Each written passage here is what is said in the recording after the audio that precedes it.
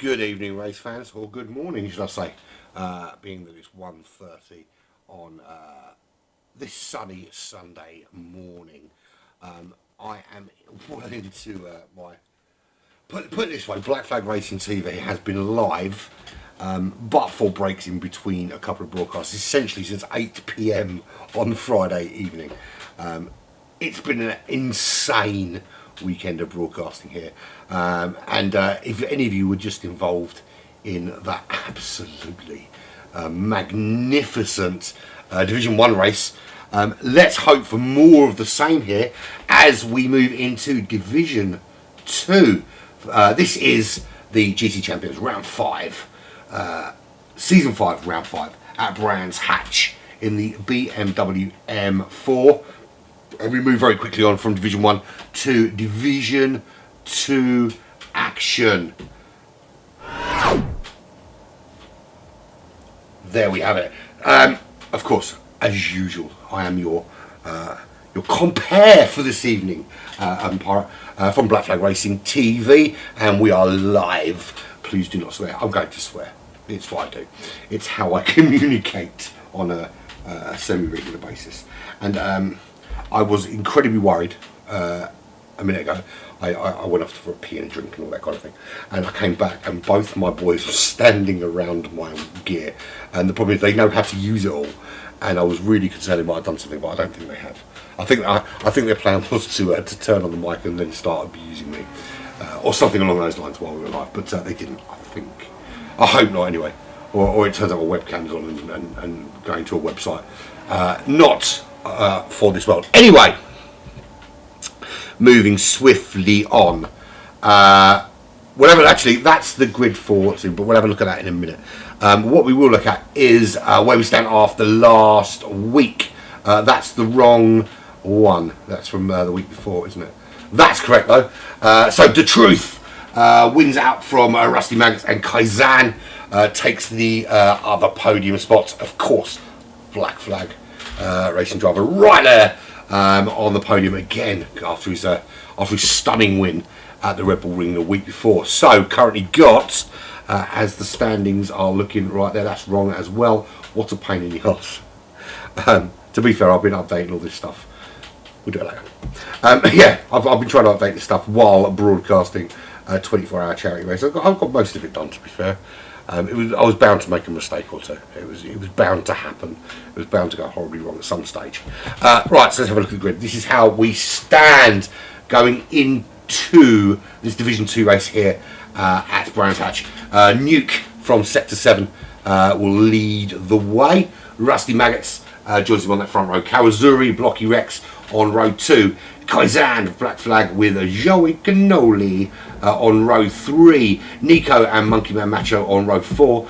The Truth and Total Wolf, not the real one, on row 5.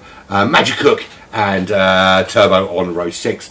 Row 7 is Justin Gaming with Newton, and Colin T24 brings up the rear of the pack today.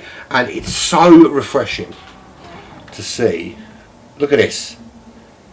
Look at this Division 1. This is what a lobby should look like when you're racing at the top of your game. Listen, there is some feeling, I think, from these top Division 2 drivers that if the people in Division 1 don't want to race in there, there's some guys in here would absolutely love to, and I think would be bringing some exciting action to Division 1. But it's down to the management to decide whether or not anything happens in that regard. So we're at Brands Hatch. Racing soft, racing medium tyres are required. One set of each. You use one for the first hour of the race. You use the other for the other hour of the race, essentially. Pit window opens 10 minutes before that hour and closes 10 minutes after that hour. You've got 20 minutes in which to go into the pits and get back out again. You can at any time, but you can go 10 times within that 20 minutes if you so wish. It would be a stupid thing to do, but if you so wish, you can go and do that. Jump in there and knock yourself out, is what I say. Yeah, just waiting on Newton. That is correct. How is it, right? I posited this in race number 1 that we just did at for Division 1.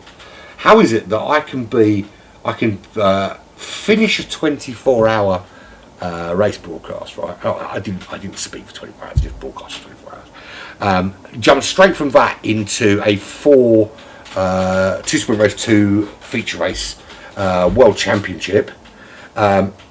Leave that, come straight into a Division 1 race, still be on time, bear in mind, still be on time, and be hanging around waiting for drivers. Then leave a Division 1 race with only a couple of minutes to spare, go and have a wee and get a drink, and come back and still be on time, and we're waiting for drivers that all they've got to do is rock up for one race, man.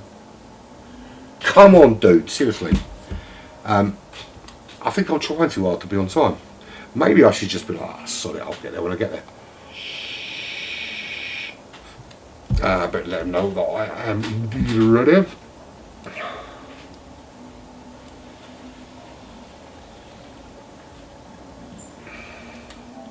Even though I'm not a driver, but I'm telling them I'm ready anyway. There we go, so he knows that I can go whenever they can go. So essentially, we've got a bit of an interesting race to go for us actually. I'm gonna have a look at the. I have got the league table. I don't know why I didn't update properly. I could. Let me see if I can do it really quick because I really want you guys to see it because it's quite an interesting. It's pretty darn close there as we go into this halfway point. Really quickly, let's dig it out. Where is it? D2 standings. There we go. Right, let's see if I can get this to work. Boom. There we go. So that's how we stand. So after round 4, Rusty Maggots leads the way. The Truth, just 3 points behind him. Both currently racing for FR Bono Racing. We've got Monkey Man from Black Flag there in 3rd, Calzori 4th, etc, etc, etc. Moving swiftly on. Let's do that. Let's get rid of that. Let's get rid of that. Let's go back to that. Let's get rid of that. Go there. Get rid of that. Go there.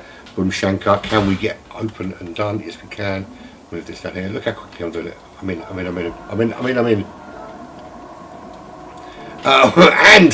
I've done it. We are away. Turn 1. Turn 1's key. Get in there, get it right. Don't get too clever into turn 1. Everyone through. Are they through safely? Yes, they are. Up towards Druid. Do we get through here safely? Yes, we do, I think. Nobody going too wide. Couple on the brown stuff, but we survived. There we go. Right, okay. We've made it through turn 1 and turn 2. Unscathed. Congratulations to everybody.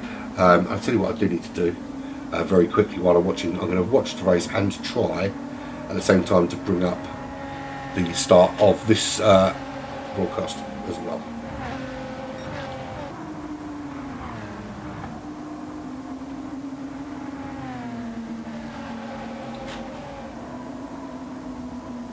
Right, so Nuke currently leading the way.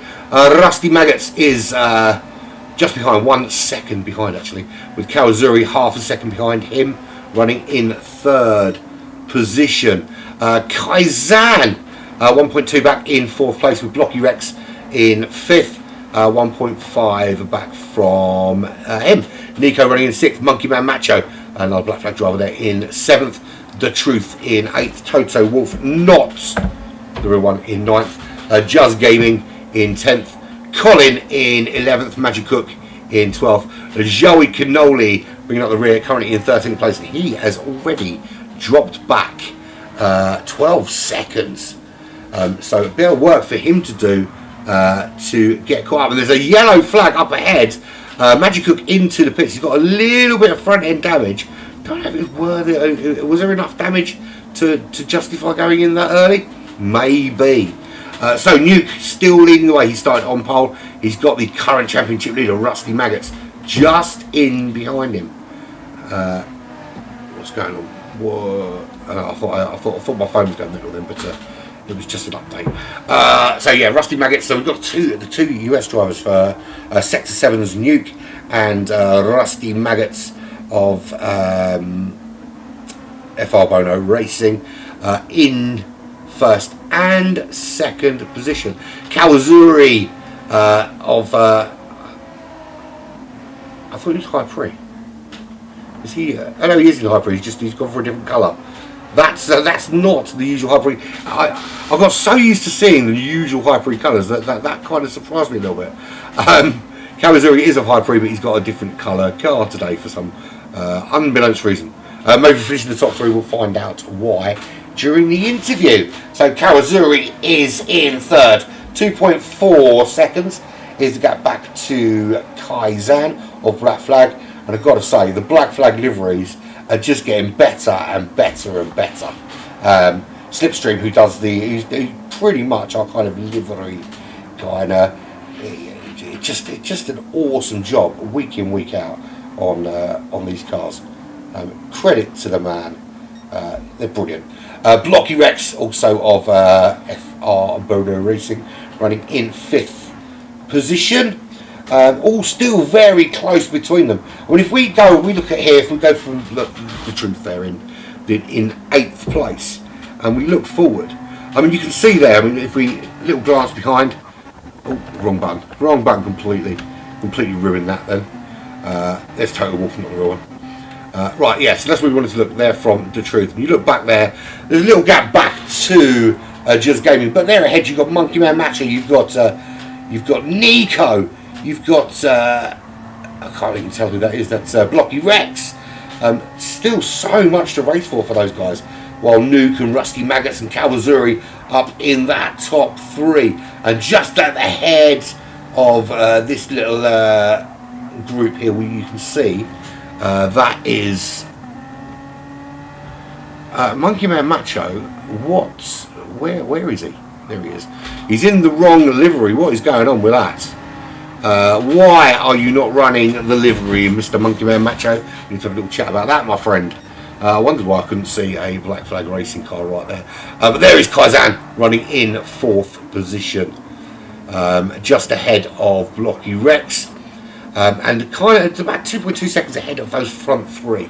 Kawazuri, Rusty Maggots, and Nuke. Pretty much that's where they started. That's where they currently are. Now, we saw it was pretty dull, obviously, in Division 1, what the strategies were for those. I can tell you that there are drivers out here on two different strategies again. So what's going to happen is we're going to get to the 50-minute mark. The pit window is going to open, and at that stage we'll see some drivers coming in.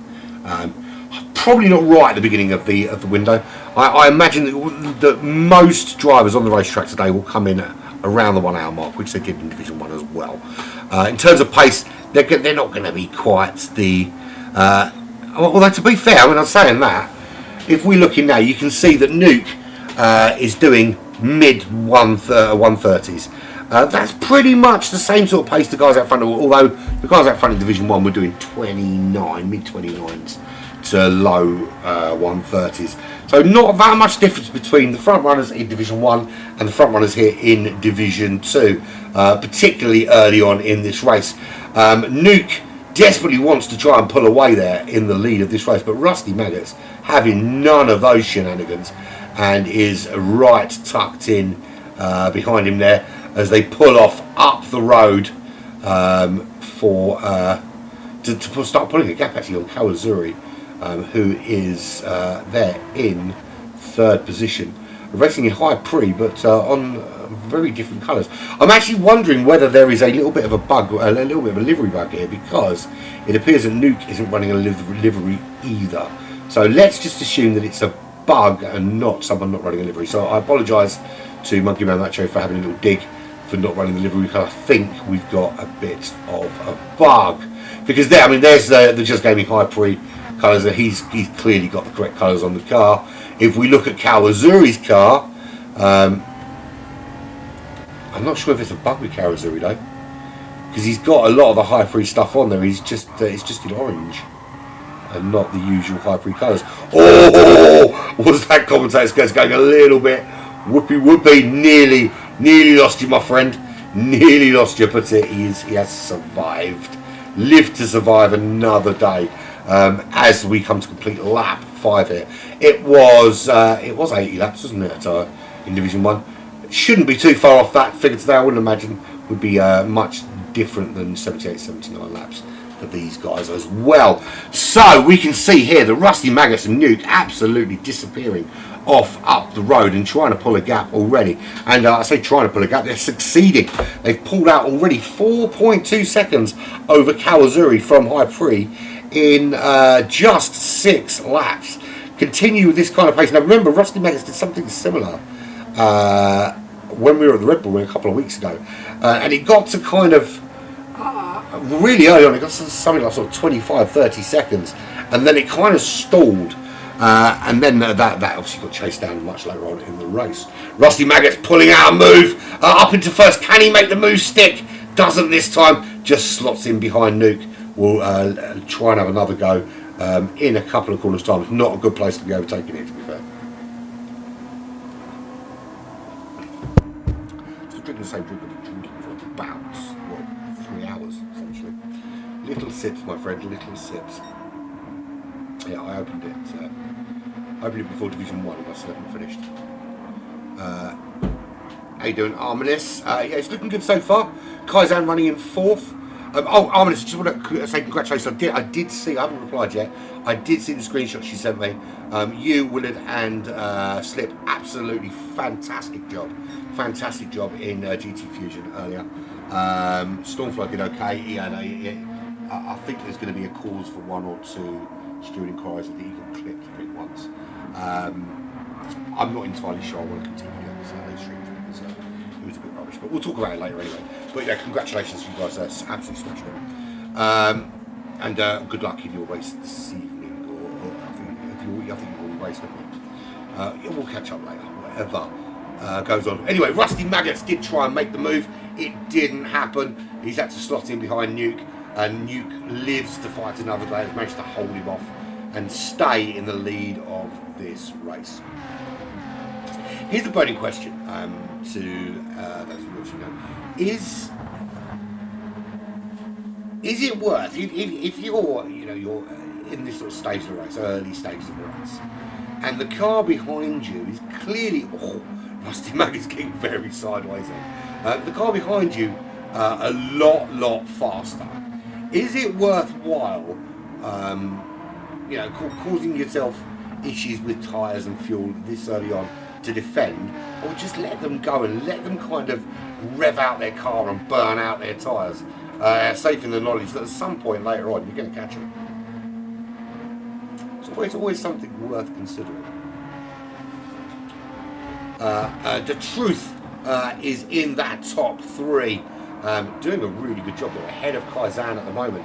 Nuke and Rusty Maggots disappearing off up the road, but best of the rest there. And I mean, that is, we've essentially got The Truth, Kaizan, Juz Gaming, Blocky Rex, Monkey Man, Macho, Kawazuri, Colin, not the real Toto Wolf, running in 10th place. So basically from Colin forwards, it's half a second, 1.4 seconds, 0.2 to 0.5, 1.3. There's nothing really much separating those guys. It's a nice big cluster of racing guys. Just one person in there makes a mistake. The Truth or Kaizan or Just Gaming makes the slightest of errors, and everyone's going to come screaming through. You're going to lose a lot of positions. We can just see there though that The Truth and Kaizan just starting to edge away from Just Gaming at this stage and create a little bit of a cushion toward getting towards top. I'd say getting towards top 2. Doesn't look like anywhere near Nuke and Rusty Maggots in a minute. Excuse me. I've drunk so much coffee today. It's ridiculous. I don't know how I'm going to survive. I don't know. There's this strange beeping in the house. have no idea where it's coming from. If I hear it again, I'll perk up like a meerkat. Right, so fastest lap of the race thus far is a 1:29.9. That's from Rusty Maggots. Nuke has done a 1:30.3. So, you know, we look at the pace of those guys in Division 1. I think the fastest lap was 28 something at the end. But 29.9, early doors in this race, there's really not much to separate Division 1 and Division 2. And I certainly think there is a big argument to be made for those, what was it, five, 6 spaces in Division 1 tonight.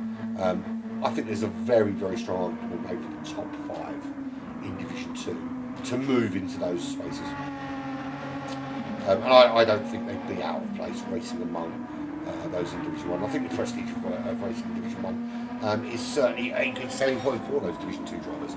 Anyway, it's not my decision to make. I can only make the suggestion and hope that someone hears me. Nuke still leading the way. He's holding on from Rusty Max, but these two,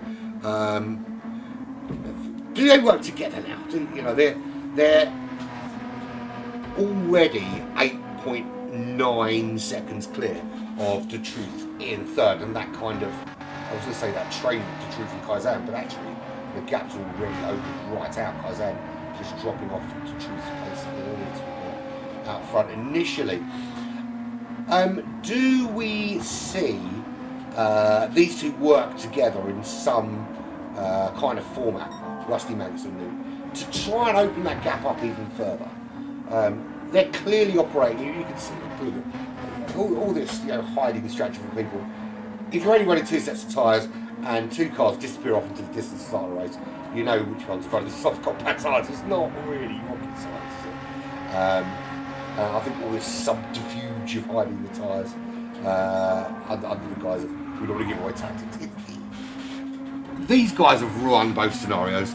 I can guarantee you that every single person on the racetrack knows that Nuke and Rusty Max are on soft compact tyres. There is no kind of crazy trade secret. I'm not going to reveal where they are on fuel, where they are in terms of tyre wear, but I think we can safely say that everybody knows what tyres are running. Everybody in Division 1 knew, and everyone in Division 2 knows as well what tyres everybody is operating on.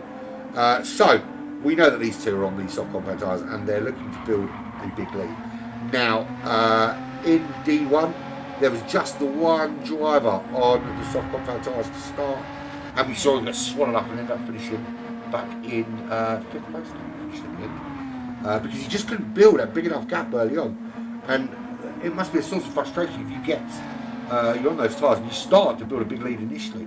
But I think they're going to need, these guys are going to need 30 to 35 seconds to stand a chance of holding off the onslaught later on. And they're going to need that after the pit stops, because there is going to be a big charge on them towards the end. It's just a fact of life. Now, what's really important for these two, I think, is to not necessarily battle each other so much. I'm sure that one will want to win over the other. We've got 2 distinct race teams out there, of course, Sector 7 and FR Bono Racing.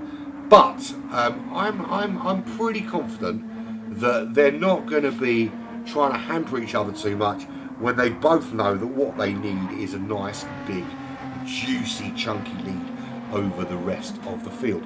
We're 16 minutes into this race. It's 2 hours of racing. Their priority, Rusty Maggots and Nuke, is to build the biggest gap as possible while taking out as little out of those soft compound tyres as possible, because the last thing they want to do is have tyres that are not playing nice towards the end of the race. Yes, they want to get forward as quickly as they possibly can. What they also want to do is make sure they're not burning too much fuel, so they don't spend too long on the pits. Now, it's a very, in comparison to, I think it's probably one of the shortest pit stops in the entire game, because it's a very short entry, very short exit. So the actual stationary time is really the only thing that's hampering you, and you really need to maximise the amount of time you're on track and not standing still. So the less fuel you have to put in at the end of the race, the better, of course. And we saw in D1 that those guys were literally only needing a splash and then just managing that towards the end of the race. So the gap to De Truth is 9.7 seconds. And he already started to put a little bit of a gap from the Oceania people. He's Oceania, isn't he? That's what we call it. Yeah. So we've got three drivers from the Americas, and I think Canada's including the Americas, right? Stupid question, absolutely stupid question. Of course it is. So Nuke, Rusty Maggots, and The Truth. That's your top three. The Truth 10.1 seconds behind Rusty Maggots and Nuke. Then we look back to we've got the two Australian drivers, Kaizan from Black Flag. We've got Colin from is it Kick-Ass? And then Kawazuri from High Pre, just making that move on Blocky Rex and splitting Oceania with a Brit right in between them. Get in there, Kawazuri.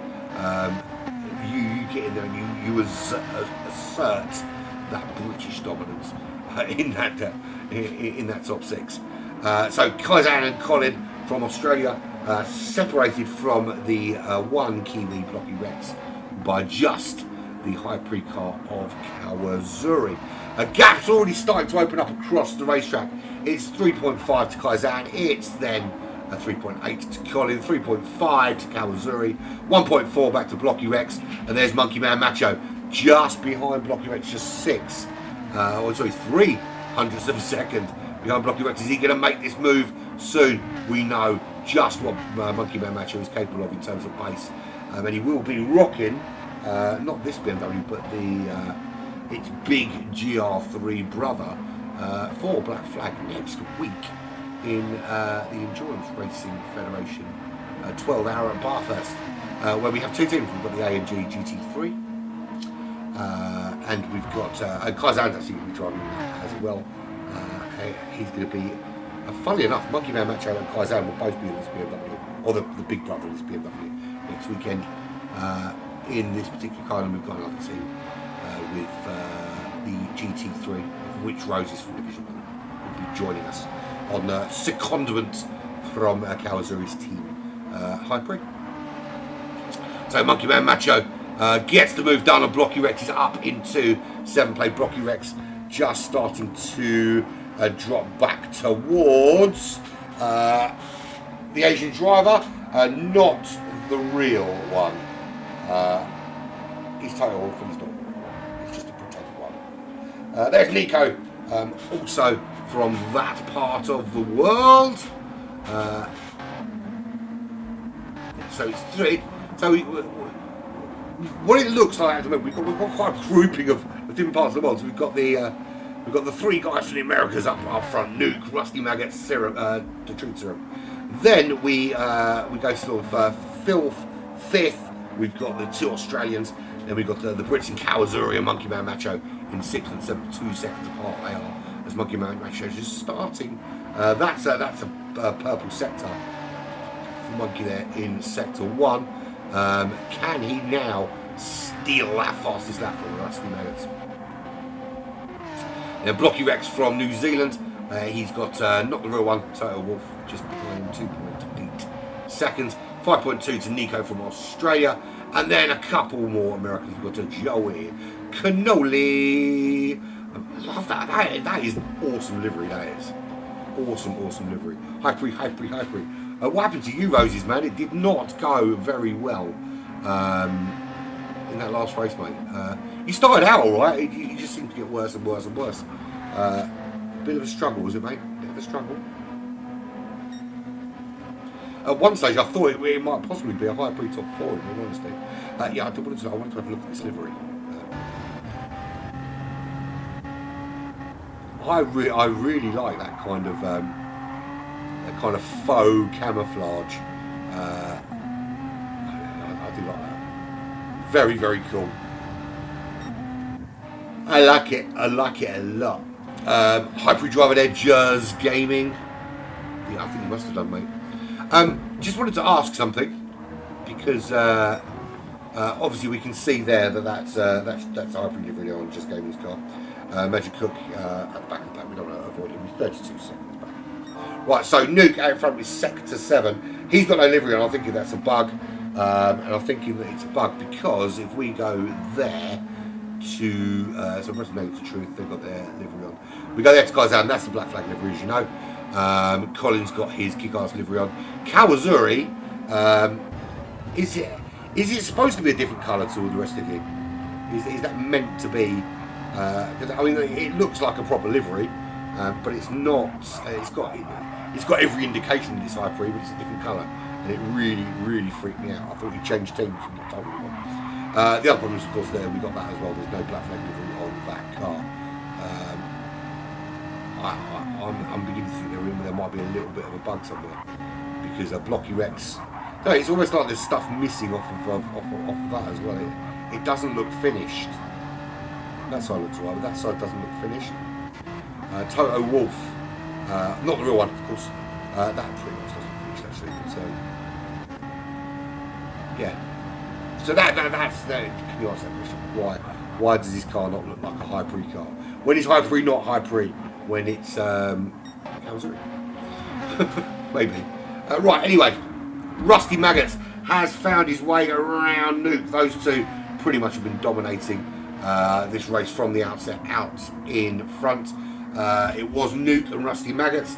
Now it's Rusty Maggots and Nuke as we come up towards 1/4 distance here at Brands Hatch. I'm trying to get my phone to plug in. It's absolutely not there. It's my phone is absolutely buggered, and you have to really fiddle with the wire to plug it in to get it to work properly.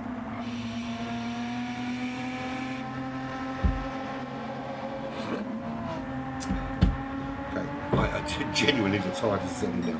I've got a keyboard right in front of me and I'm looking thinking, how do I control these cards again?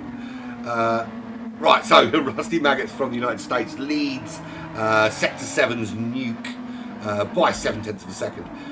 These two have disappeared off up the road, got themselves a nice 11-second gap. And have they already, I think they have, why is it something that's not what the hell is going on? That's what I wanted. I don't know why, it was sitting all over the place. It looks to me like I think they've already got around Magic Hook. So Magic Hook seems to be struggling a little bit because the leaders, Rusty Maggots and Nuke, if we look back, I think we'll still see. Get the right view. If we look back, I don't know if we'll see. Yeah, we do.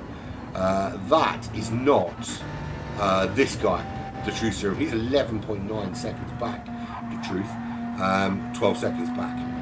He is not far behind this guy right here, Magic Cook, who's having a bit of a nightmare today. Massive off clearly in lap 13. Didn't get much better in lap 14 either.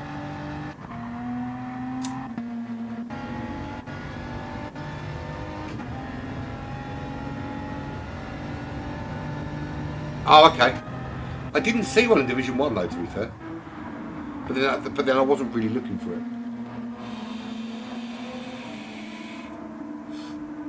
But I do like it, I like it a lot. Right, anyway, Rusty Maggots leads the way. 1.1 seconds now. Now he's got ahead of Nuke. He's showing a little bit more pace in him out front. He does have the fastest lap in 1:29.8. But he cracked that one out. I was going to say cracked that one out right at the beginning, but he didn't. He cracked that one out last lap. He's been freed. He's been freed to do whatever he wants, and what he wants to do is drive really quickly. Nuke, he wants to drive really quickly, but not quite as quickly as Rusty Maggots. He seems to have that extra bit of pace. Look at that gap already. Since he's got past Nuke, he's really gone hammer down. 12 seconds back to the guy that nobody can handle, Sodium Pentothal himself, the Truth Serum. He is... oh, of course, yeah. I suppose that would make sense. That would make perfect sense if I wasn't using a brain that has been essentially, other than a small sleep, awake since Friday afternoon. I lie. I mean, I took 7 hours between Friday afternoon and now. But that's it. And then I'll basically broadcast the rest of the time. Kaizen He's comfortably just outside that top three. Look, you can't count this guy out. He had a win at Red Bull Ring round 3, another podium, 3rd place for him in round 4. He is there, or thereabouts, in this in Division 2 at the moment, really kind of running those guys out front ragged, and certainly putting in a challenge for the championship. As is Monkey Man Macho, is currently back in 6th position. Keeping the throat wet, so it's my voice. Colin, there he is running in 5th, 2.6 seconds back from Kaizan. And I was about to say, there's Monkey Man Macho, but it's not. It's Kawazuri and Blocky Rex, both making a move on Monkey Man Macho in one foul swoop round the outside at Druids. It must have been, Monkey Man Macho must have got a little bit squirrely to turn 1 and just lost a bit of pace going up into Druids and has lost out to Kawazuri. And Blocky Rex, where's he gone? What happened to Blocky Rex? Can we get a replay of that, please? He got on the grass, he kept the power on. What happened? Oh, it looked to me, I've got to say, I do wonder whether he got a little clump there from Monkey Man Macho. Or was it one of those cases where he never actually touched him? Because it happens quite a lot where he never actually touched him, but it looked like he might have done. I think that's one that might be getting looked at. It's put him actually. But I was saying now, Blocky Rex has been getting pretty damn squirrely, to be fair.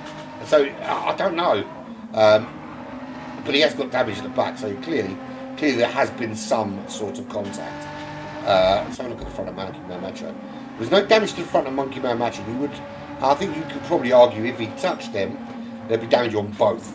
Is this another issue of one of those netcode problems that have been, I think, plaguing lobbies for a while now? Actually, certainly since the VR update, there's been a number of issues creeping up. Obviously, we had that massive issue with the spectator mode. We were going horribly wrong when VR first came out, right at the end of the Course Cup. So bad, in fact, that it was almost impossible to broadcast. Then we got fixed for that, and then we got keyboard controls and all kind of other things came in to make our lives so much better. But there's just been these little issues now with two drivers looking at the same incident on a replay and seeing two completely different things, which is not ideal when you're operating leagues, because it makes it very difficult to steward. Because to all intents and purposes, if you're looking at a video and the video says the guy behind you crashed into you, you've got every right to feel aggrieved and expect something to happen. But then the other guy puts the footage in and he never touched you. You're thinking, well, what's the freaking point? So I think that'll get looked at anyway, and a decision will be made. So Monkey Man Macho in 7th, Kawazuri in 6th position. Behind them, 5.1 seconds back, is Total Wolf, but not the real one. He's 2.6 seconds himself ahead of Blocky Rex. That's where he's come back out after that. What looks like a bit of contact. He's got Nico, and Nico's no slouch, but he's currently back in 10th place, trying to hunt down the Kiwi from just that little island just across there from him, and try and find a way through.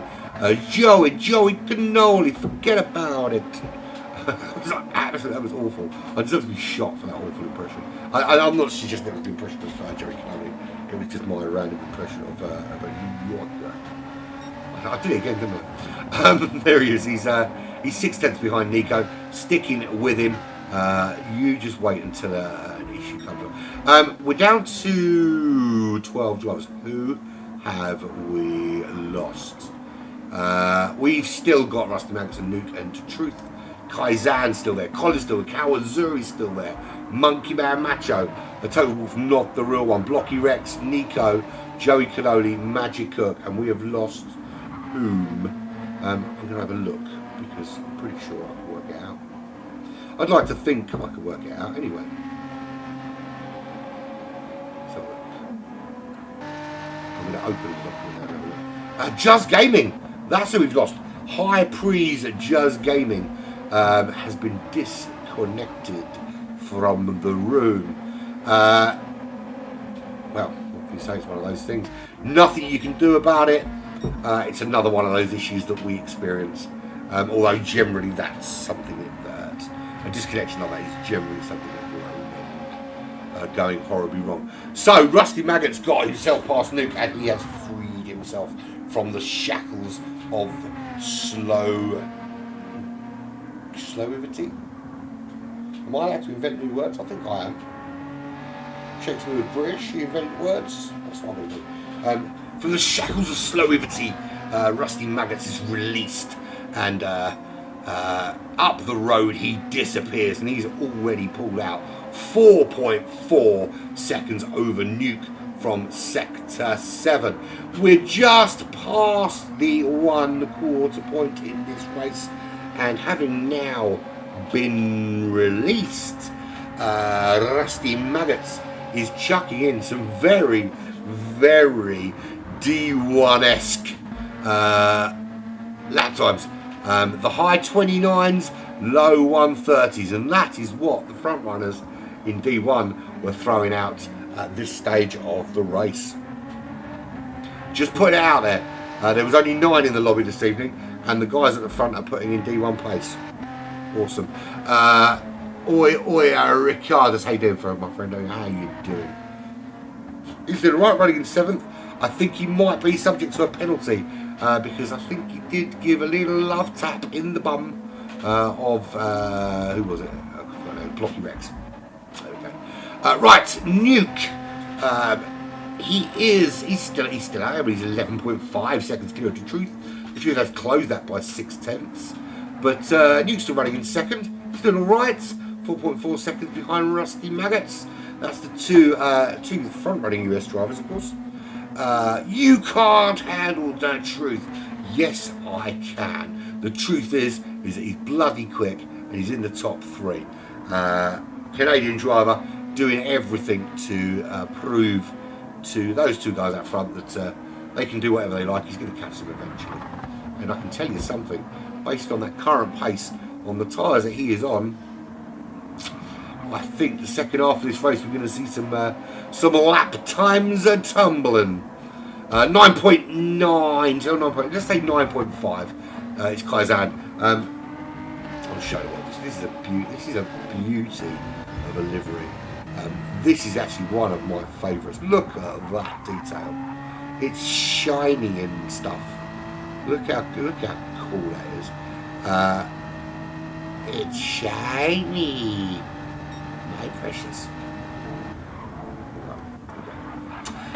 So guys, running in 4th place. He's 9.7 seconds behind the Truth as it stands. But early doors in this race, there is certainly a scope for a top 3 right there. At the moment, the job is conserve fuel, because if you can get to the pit window with enough fuel to do the second half of the race, and don't expect any on board, you're not going to be in there very long, and you're going to gain yourself a position or 2.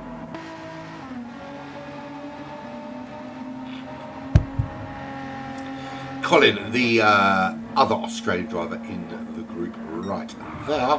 He's not the only one. There is another one further back. We'll get there soon. 1.3 seconds is between him and Kaizan. Then we've got another little bit of a gap to Kawazuri. He's running the Metropolis. I was positive as to why he would be running something different, and it's been explained to me by Rose is that Metropolis are running 1 livery in every division for a little bit more of a profile. Although to be fair, my first thought still was that was a Hyper car, but a different colour Hyper car. So if Metropolis were hoping that would give him more exposure, yeah, it does, because it's got Metropolis written in big letters on the side. But I think if you look at that and you're thinking, okay, well, it's not Hyper, it's not Hyper, it's not standard approved Hyper, but it's not far off it in terms of a lot of simple stuff on it. 12.6 seconds is the gap back to Kawazuri from Colin. He's in a nice comfortable free air to just kind of lay down some laps, It's 8.2 back to Monkey Man Macho, who's got a Toto Wolff, not the real one, having a little dig behind him, trying to find a way through. Monkey Man Macho not quite showing the pace that he has been throughout this tournament thus far. Not sure if the Brands Hatch is an odd track because it doesn't matter how quick you are.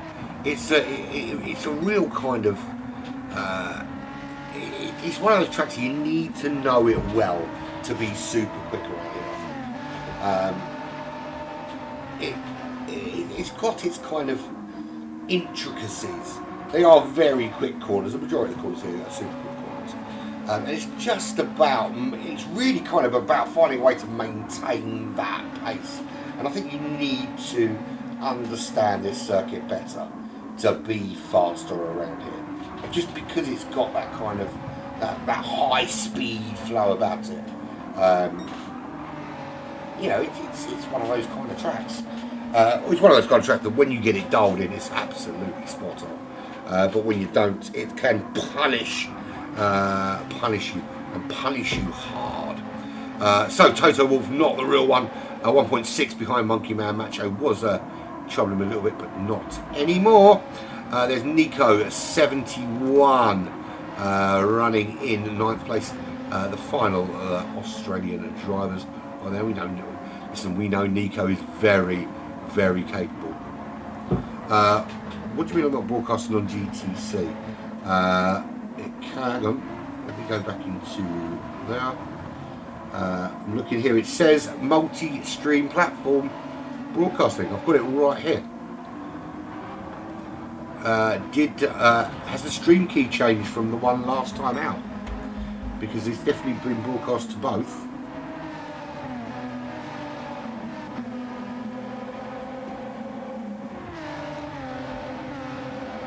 Yeah, everything here said on multi-stream broadcasting. So, was there an issue with stream key for GTC2? Because I use the one that I've always been using. I don't know what to suggest at this stage. Obviously, I can stop the broadcast, I suppose, if you want me to, and rebroadcast. But I don't suppose that would be that's a viable option.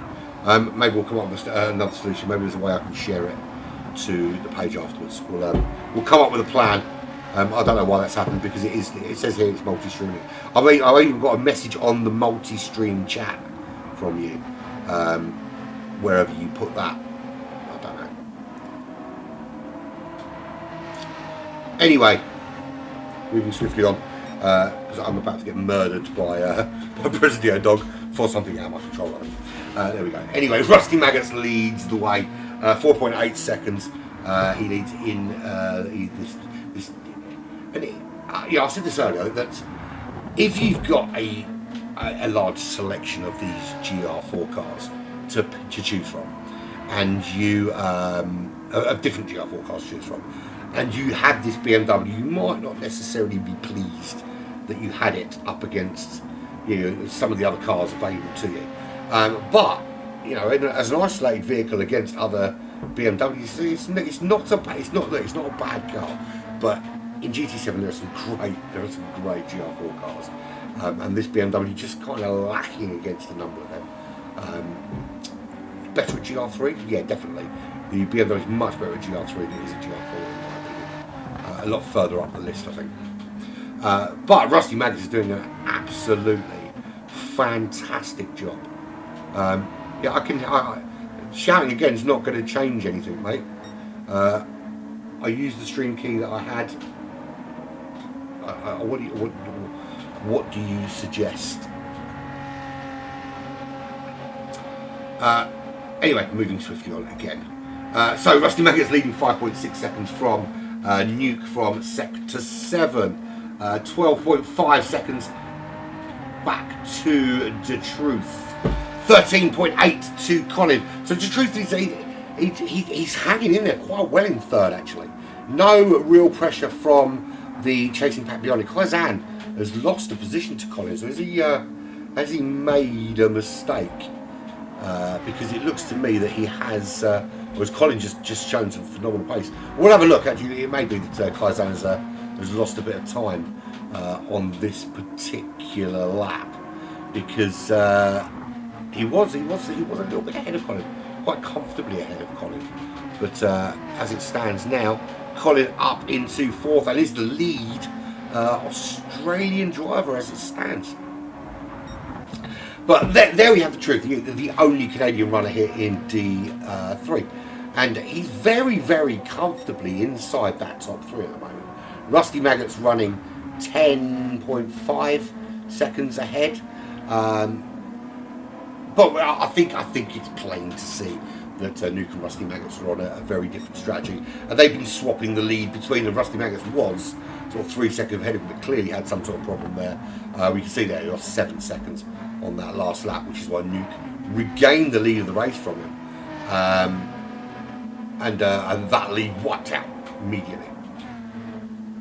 He's now 1.8 behind Nuke. But these two essentially have disappeared off up the road on their softer compound tyre, and the gap will stay that way until we hit the pit window, which is in about 7 minutes time. So about 4 laps time we'll see that pit window open, and then we'll see when people decide to dive in. Obviously, the second half of the race, the Truthroom's in a very, very good position actually too, and he picked up a win last time out. Could this be another potential podium for the Truth? Sitting comfortably there in third. As you said, Colin running in fourth position. He is 1.1 seconds ahead of his countryman Kaizan. Kaizan didn't lose a significant amount of time actually on that last lap. So it was just pure pace that got Colin and edged him past his countryman there. It's saying ignore that. That's absolute rubbish. Nice big chunky gap behind Kaizan. No worries at the moment from Kawazuri, who is 16 seconds. That's 16 seconds behind, and he's and I've had an awesome explanation about the Metropolis livery. Makes absolutely perfect sense to me now, and it is really actually I quite like it. I like that orange colour anyway. I think it's a really cool colour for a race car.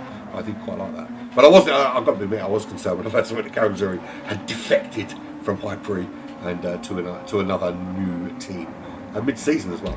1.32 Monkey Man Macho.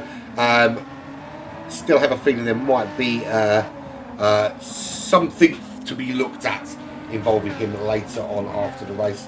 For me, it might have been a netcode problem. I know, but how do you propose that I do that? I can't. Other than stop the. If you want me to, I can stop the stream and start again. But yeah, is that what you're asking me to do? Are you asking me to stop the stream and do it again with a new stream key?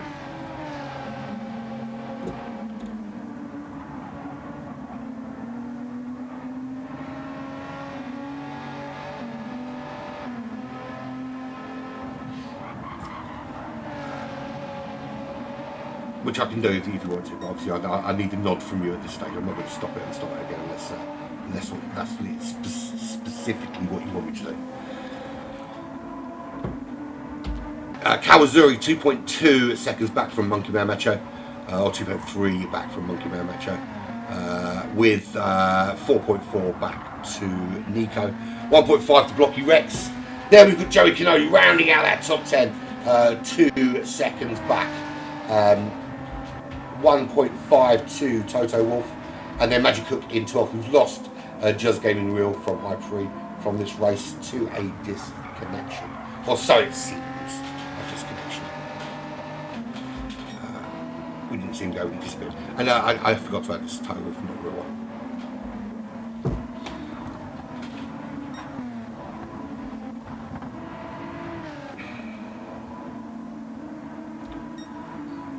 So Nuke back ahead of Rusty Maggots.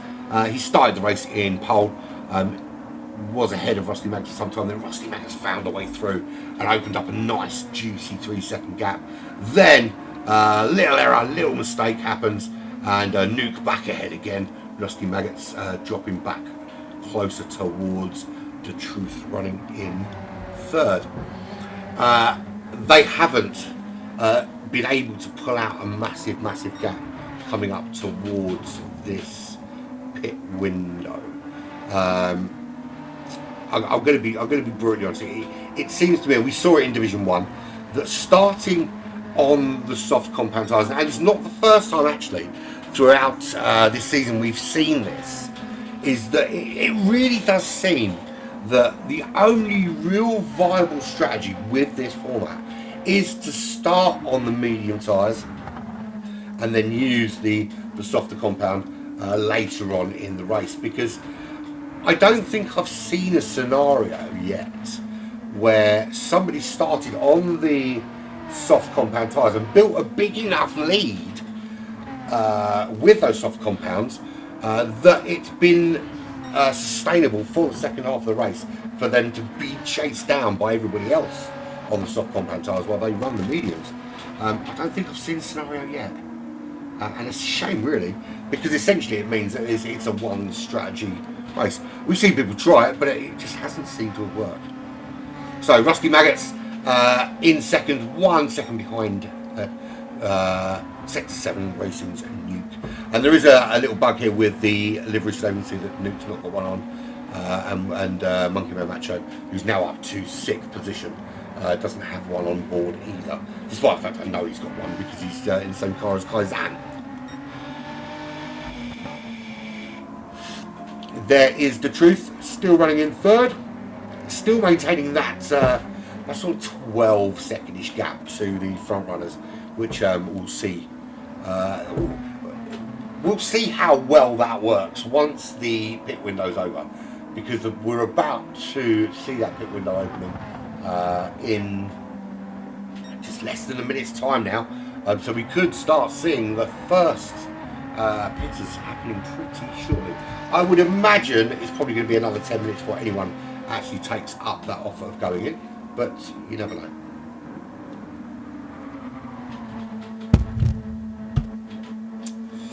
Alright, show off.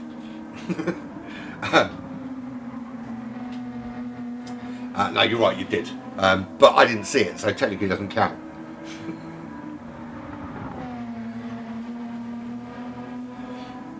You're right, you did it. Look, I'm not saying it's not doable, but you do have to. But you had to build a man. What gap was it that you had to build, regardless, for it to work?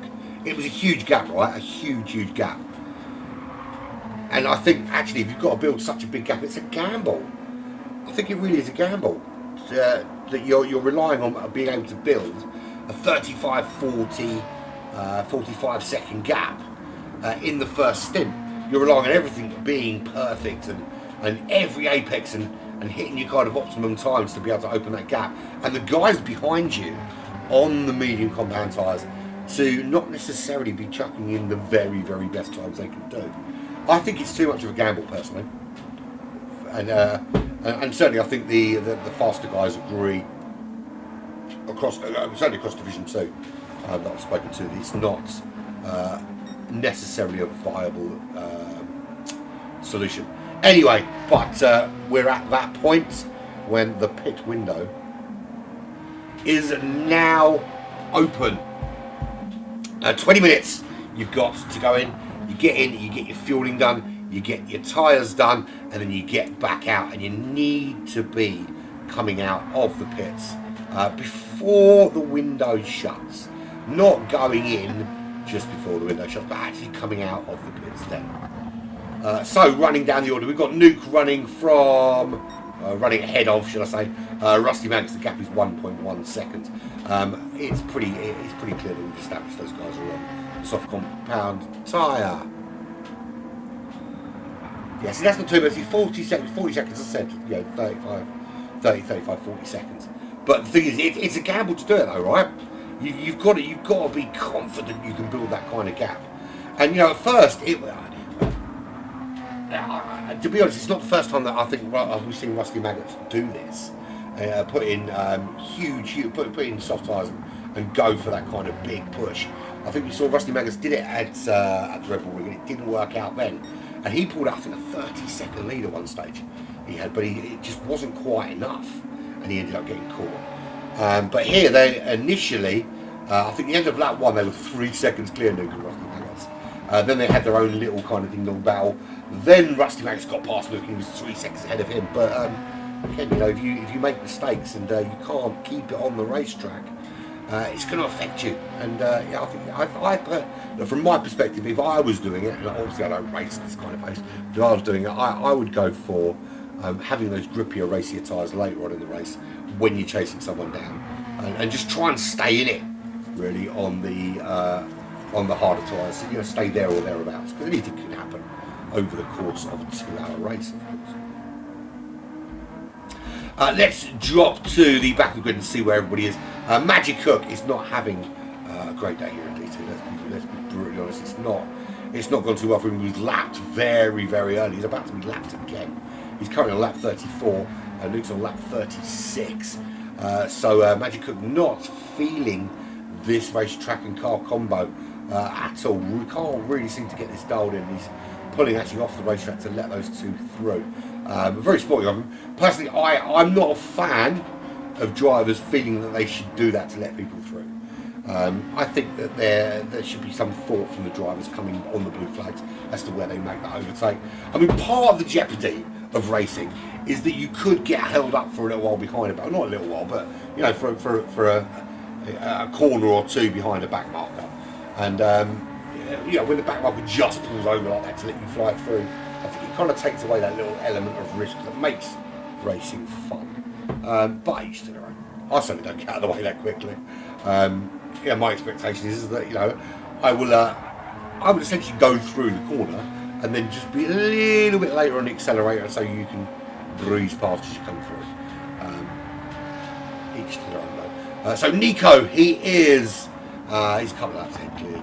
He is 4.6 seconds behind Toto Wolff, not the real one, who is 4.8 seconds behind Joey Cannoli, who has, for me, the second most beautiful car on the grid. Absolutely love that livery. Really, really big fan of it. Really big fan. I might steal it. If it's available to be stealed. It probably isn't, but if it is, I'm having it. Blocky Rex. I have a feeling that little bit of damage on the back of his car may have come from some contact with a Monkey Man Macho quite a few laps ago now. I mean, look, there didn't look much in it, but the direction that Blocky Rex's car went suggests that something happened. Whether it was an actual piece of contact or whether there was one of the many significant issues that these lobbies lately seem to have been having with kind of two different views from two different cars. And we've had a prime example a couple of weeks ago in the WSR Porsche Cup, where one guy just saw himself driving around the track and going really fast and thought he was going brilliantly, and everybody else saw the guy flying and disappearing into walls and sinking into the floor and going backwards and spinning and all sorts of mental stuff. And I don't really know what the answer to that is. It is what it is, I suppose. I think Old Man Jay actually had one, I think it was the Red Bull ring, where he was ploughed into from one perspective, but the other replay showed that he actually wasn't touched at all, but he still sent his car flying off into the gravel. Nothing to do with him. The code was just written that way. Kawazuri is 3.1 seconds ahead of Blocky Rex. Pit window has been open now for 6 minutes. Still waiting to see if anyone is going to go in. Who's going to go in first? Are you going to go in early? Are you going to go in late? What do you feel is going to work? Do you feel that you kind of do if you're chasing a guy down, do you do what he does? Do you do the opposite of what he does? They go in early, you go in late. He's staying out, you go in early. I'm sure these guys have thought over 2 or 3 different strategic options. But Monkey Man Macho running in that top 6, he's 15.8 seconds behind his teammate. Right there, and that's what his car should look like. That's the livery that both drivers put on the car when they came in the lobby. For some reason, when the lobby loaded, that's what it gave us back. It gave us one car with and one car without, which I find incredibly strange.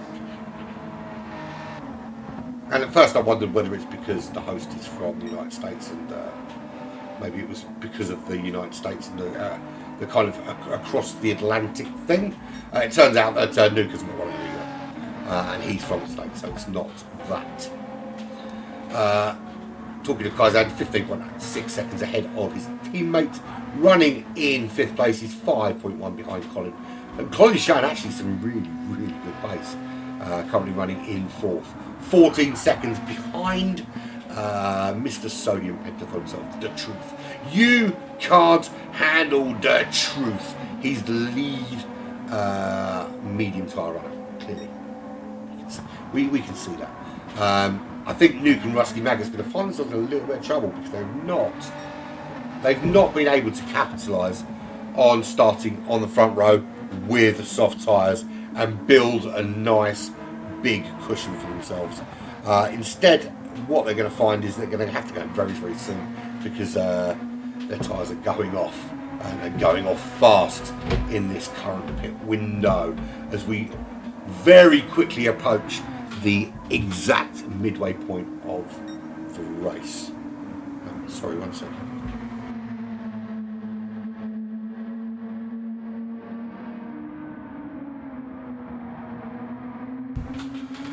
No idea what my 8-year-old just wandered downstairs and then wandered off again. But she's on her way back to bed for. So kids are weird. Kids are really, really weird. And if you haven't got any, don't do it, man. They're expensive. They're weird. They smell funny. They ruin all your stuff. So there's your race leader. Sector 7's Nuke. Just ahead of the current championship leader, Rusty Maggots. And Rusty Maggots is the first to blink and the first to pit. And it is a very, very short pit here. But we will see quite a few cars coming through. There goes The Truth. He's going to come through and will take, as he just comes around to lap Magic Cook. That'll be the second or third time he's been lapped by these cars. Not a good day at the office for him. So The Truth is through. Rusty Maggot's still in the pits. He's coming out now. Does he come out in 3rd? Yes, he does. Actually, that's not bad for him. Look, we know he's on the medium tyres. The other drivers know he's on the medium tyres. It's not going to be easy, but coming out in 3rd helps. Because it means that every single car behind him, Colin and Kaiser and Monkey Man Macho, are going to have a big gap. They're going to have to close down. So he's done quite a good job looking after the fuel. That's the thing. Because I think that is the big, big, important thing that these guys have got to do. Is that if you can look after the fuel through the first stint, you essentially can do this race without ever having to refuel the car. We saw that the guys in Division 1 were very, very good at that and very, very clever with their fuel management and made sure that if they did have to put a fuel in, it was like a splash, just a tiny little kind of splash when they went in at that halfway point. But essentially, if you know you can make it halfway with half a tank of fuel, you know you're going to get to the end. Just do what you did in the first stint, in the second stint, and you'll be fine. And Nuke, as we hit that 1 hour mark, in he comes to change out those tyres and get some new ones on board. He is putting some fuel in. How much is the question? Looks like he's putting quite a lot in. Not entirely sure if that's the smartest choice.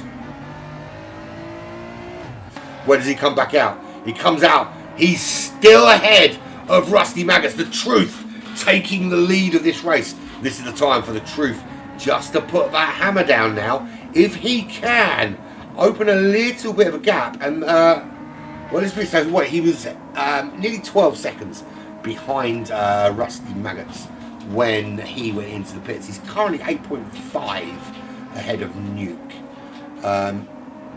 It's going to be interesting to see where he comes out, if he can gain any benefit over these front two.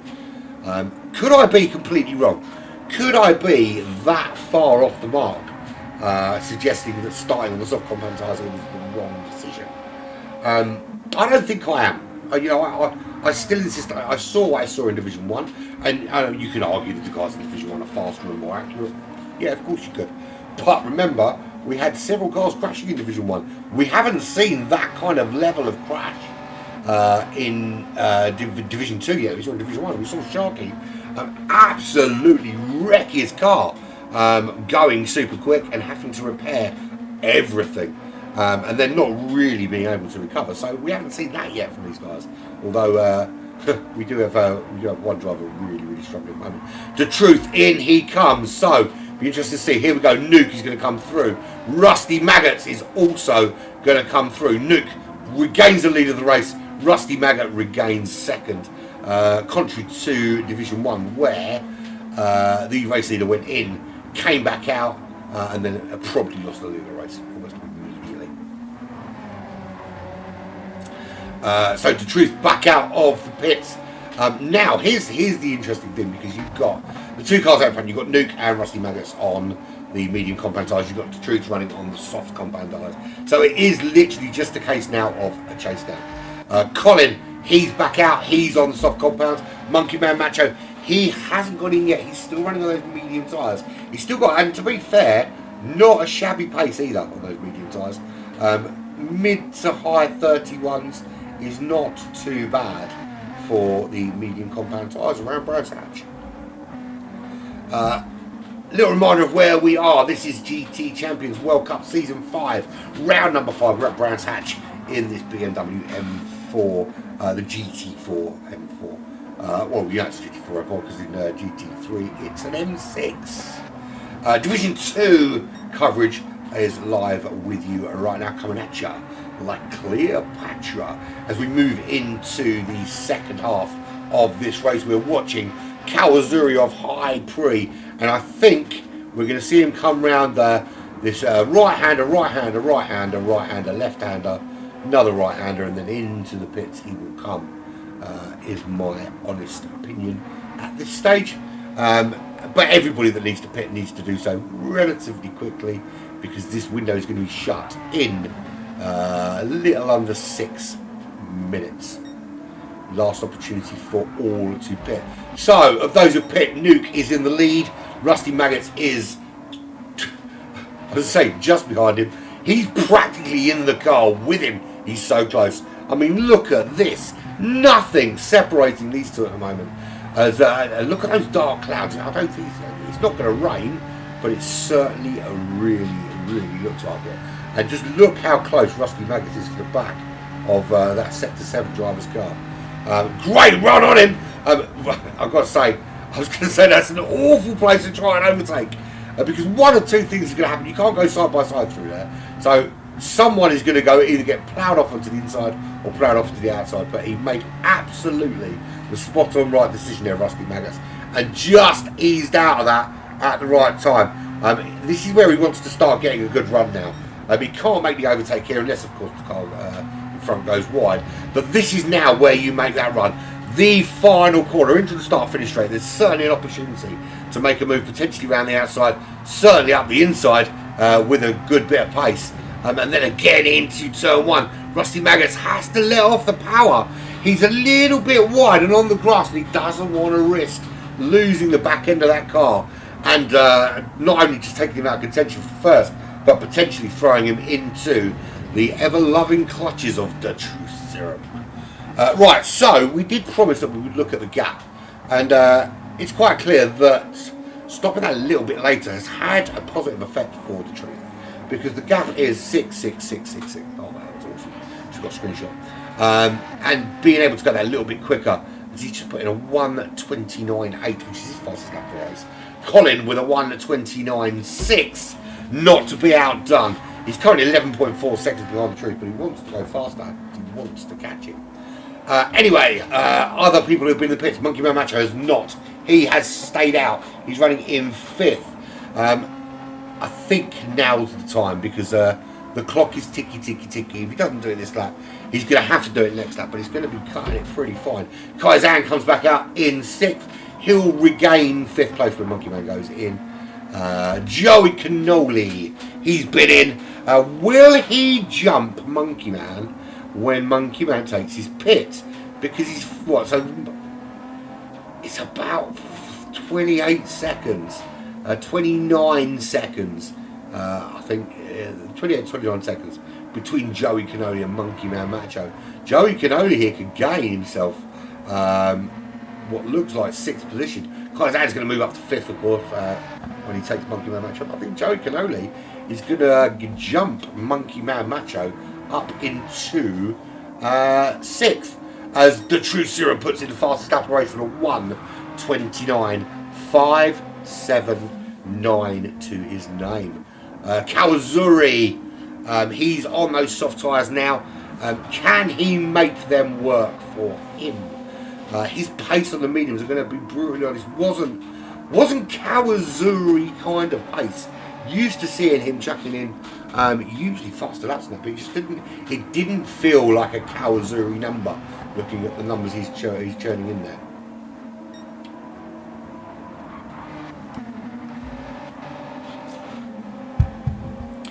Blocky Rex may find himself bumped up a position or two if Stewart's inquiry that I think is going to go through does. But so Joey Cannoli does indeed, as I thought, just get out ahead of Monkey Man Macho. They're both on the racing soft tyres, so it is really a mono race to the end of this circuit. It's not about who's got better tyres. They've both got the same tyres, pretty much, for want of a litre, the same kind of fuel. It is just a straight shootout between these two for 6th place. Everybody has now been in, I think. I don't think there's anybody still need to go in. There's Toto Wolff, not the real one. He's been in. Magic Cook, he's been in. But he's 2 laps behind him at the moment. Not having the greatest of races is Magic Cook. So I think we can say that firmly the pit window, well, it's not closed yet, but no one's likely to be using it at any stage now for anything other than some repairs. Which, of course, you're allowed to do outside the pit window. We've lost one driver from this race, Just Gaming from Hyperi. Disappeared very early on, actually. 1 minute he was there, and then he was gone. Race leader is still your pole sitter, Sector 7's Nuke. And Rusty Maggots still tucked in behind him. He found a way past him once. He can't do it again. And the problem that he's got now is when he did it last time, this guy, The Truth, was 12 seconds back down the road. He's not 12 seconds down the road anymore. He's 3.8 seconds down the road. That's next to nothing. Particularly when you consider not only he's got the fastest lap of the race, he is, as it stands, going about a second to a second and a half a lap quicker than Rusty Maggots at the moment, and about a second a lap quicker, in fact a second and a half quicker than although that last lap for The Truth a little bit slower. Excuse me. That was a low 1:30 for The Truth. 6/10 was the difference that time out, so at least the slide back towards The Truth has been arrested slightly. As I say that, and The Truth puts in his fastest first sector of the race. He is purple, not just his fastest, anybody's fastest. Sector 2, and it's still purple. What happens here? We're going to cross another sector. Are we still purple? It's not happened yet. He is still purple. Is The Truth going to improve on that 1:29.5? What's the gap to Rusty Nuggets going to be?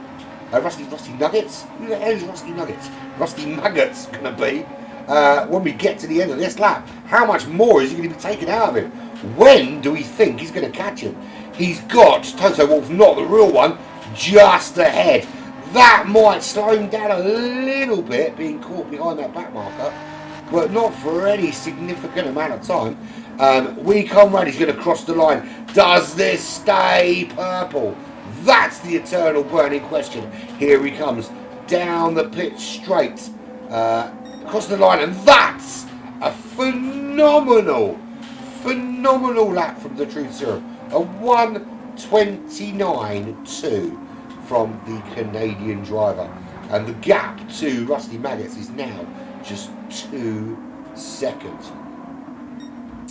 Looking down the racetrack, I mean, this is really where the battle is. The battle is actually for the top 3.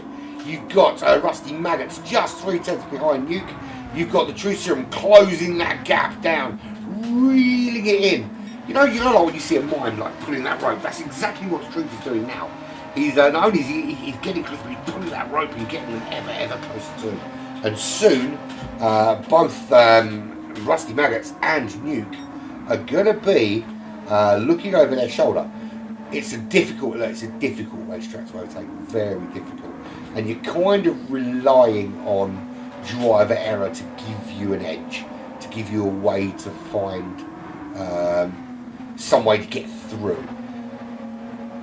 But that said, you know, the right run out of the final corner, or into the final corner, in fact, you can get a run into the final turn. There's potential around the outside with a little switcheroo to duck up the inside, or vice versa. And certainly, if you get a good run out of there, there's really good opportunities into turn 1 to have a little dig, and maybe even where we've seen into Druids.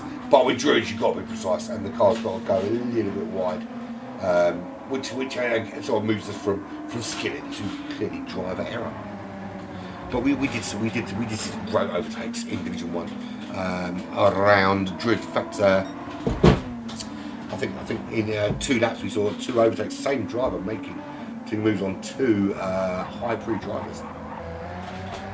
Talking of high pre drivers, let's see, where's Kawazu? Kawazu running in 9th place. He's 4 seconds back of Blocky Rex, 4.9 ahead of Nico, currently running in 10th position.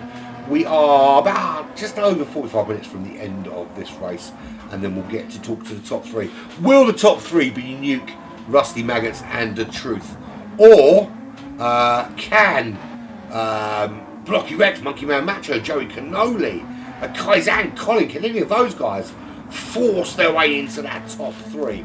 At the moment, I've got to say that Nuke and Rusty Maggots holding on well, but the Truth has closed that gap right down now, and what was a top 2 with the Truth back there, can't see any mirrors, is now a 3-way battle for the lead of this race. It's 12 seconds back to Colin. This is where the battle is, right here, and we're going to be on board with the Truth, because he's going to be able to break that a little bit later and accelerate that a little bit earlier and go round those corners a little bit faster than Nuke and Rusty Maggots, because their tyres are just a little bit less grippy, but they are going to last longer. So there's the trade-off, and at what point does that trade-off switch the balance? So at the moment, absolutely, the Truth is going to be quicker. His tyres are going to be much better to work with. He's going to have that advantage over Nuke and Rusty Maggots. But at some stage, we're going to see the tyres that the Truth has got underneath him start to drop off in terms of performance. And as that happens, is that when the medium tyres, as Rusty Maggots makes the move on Nuke up into the lead, is that when we see that those medium tyres get these guys back into the race?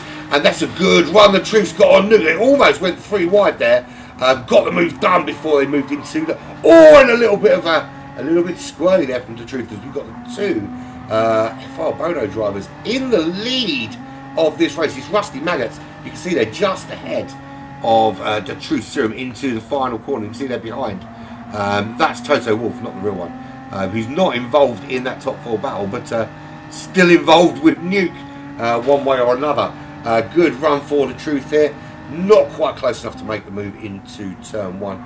And we're looking at the mini-map, and this is where the only action really is right now.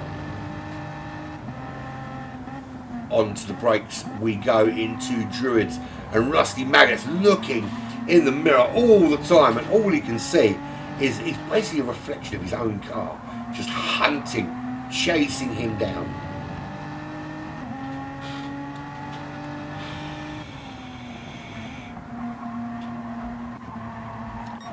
I'm loath to come off this battle. I want to see what everyone else is doing, but I'm loath to come off this battle because it's still raging on, and we can see the Truth got a really good run on Rusty Maggots here. Rusty Maggots doing the right thing and moving to that inside line just to defend it. That was incredibly brave. Under braking from the truth, almost going a little bit too wide coming out. But what a move that was for the truth to take the lead of this race. And let's watch that overtake again. And you can see just when they both brake, Rusty Maggots had to be so much earlier on the brakes because he's on those medium compound tyres. But the truth just, he knew he could hang that out there a little bit longer. And what a move from him. The truth takes the lead of this race. So yet again, it's not often this happens. It's never that often this happens. But I am proved right that this strategy of starting on the softer compound tyres in GT7 GT Champions events only works if you build a massive lead, and even then, it's still not might work out for you. The lead, when I said the lead has to be huge, for it to work.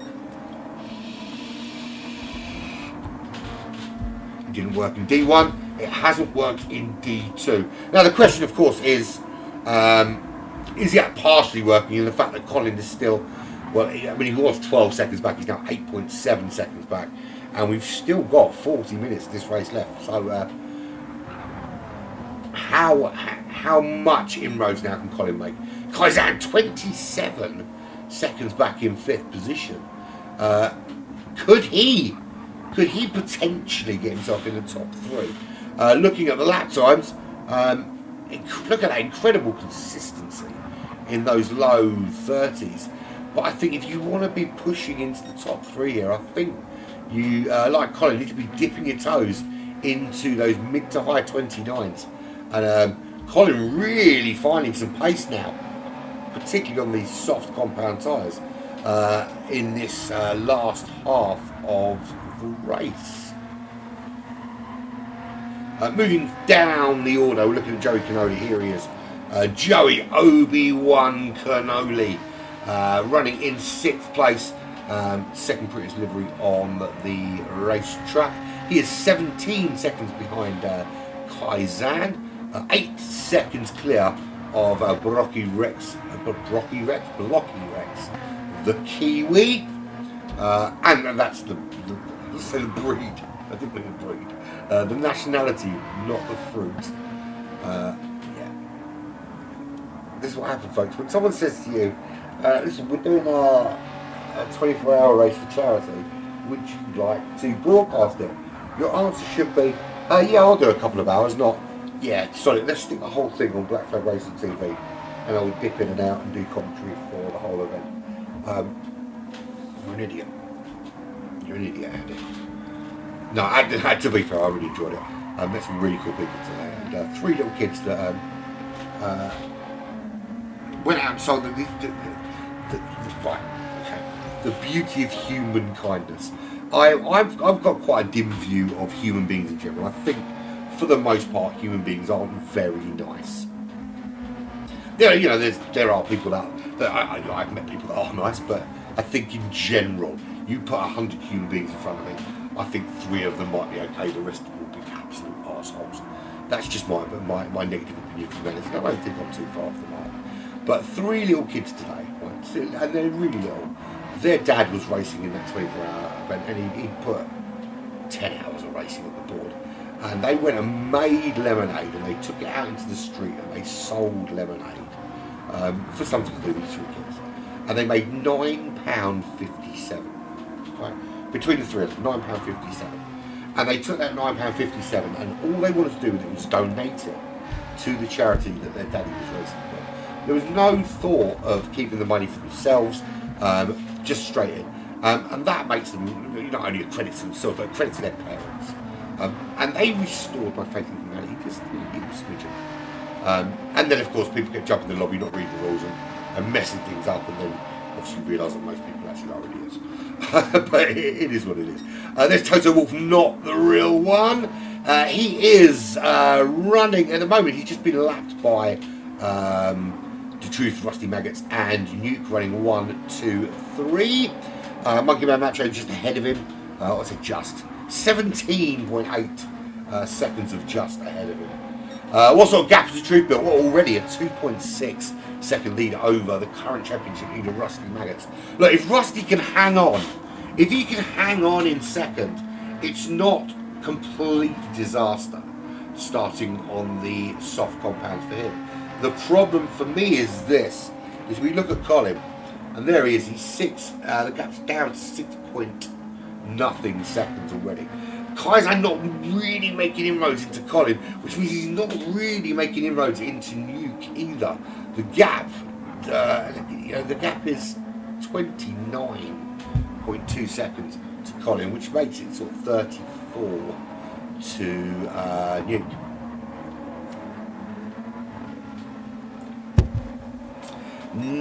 I think Kaizen needs just. I don't know where he's going to find it. But is it? Look, it could be very much be a case that he's just kind of looking after his fuel a little bit. But I think there's a bit more pace in that car there. I know there's more pace in the car there. It's clear. But I think you can probably put a bit more load through those tyres and the fuel at this stage. Not that I don't trust Kaizen. Kaizen knows his own mind, and I know that he's tested this, and I know that he's costed the fuel and all that kind of thing. And although I am this for all of expression the Black Flag team manager, these guys don't have team rules. Go out, race, have fun. Don't knock each other off the track. Try not to knock anybody else off the track as well. Just get on with it, have a bit of fun, and enjoy your racing. In fact, the only time I really engage any team rules at all is, if we're picking a specific team for a long endurance event, like we've got coming up with Bathurst next weekend. Don't know how that's going to work in terms of the broadcast. We know last time we did an ERF event, they were short broadcaster, despite the fact the broadcaster was watching. They didn't ask me to jump in. I'm not entirely sure I want to do it. Look, if they need a broadcast between having it or not having it, I'll probably do it, but I'd rather not. I'm trying to I'm rethinking my the broadcasts that I do and don't do. There are some that I really enjoy doing and I think add value, which are things like GT Champions. There are things that I do that I don't think add value.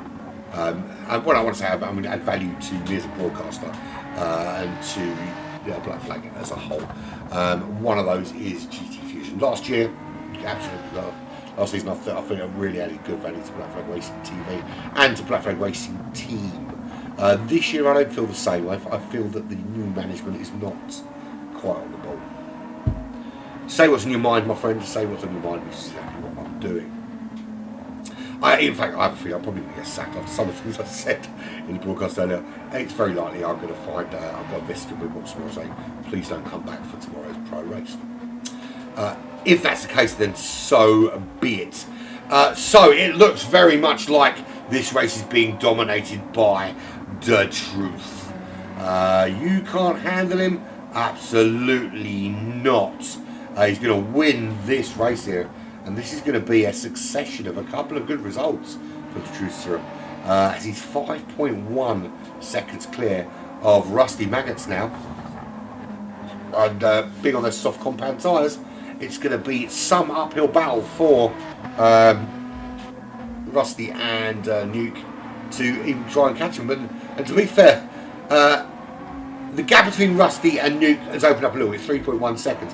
Interestingly, despite the fact that Toto Wolff, not the real one, has actually been lapped by Nuke. It's been many laps now that Toto Wolff, not the real one, has been matching Nuke pace for pace, which just goes to show that the difference between the soft and the medium tyres is pretty negligible, certainly for those two. If we look at Nuke,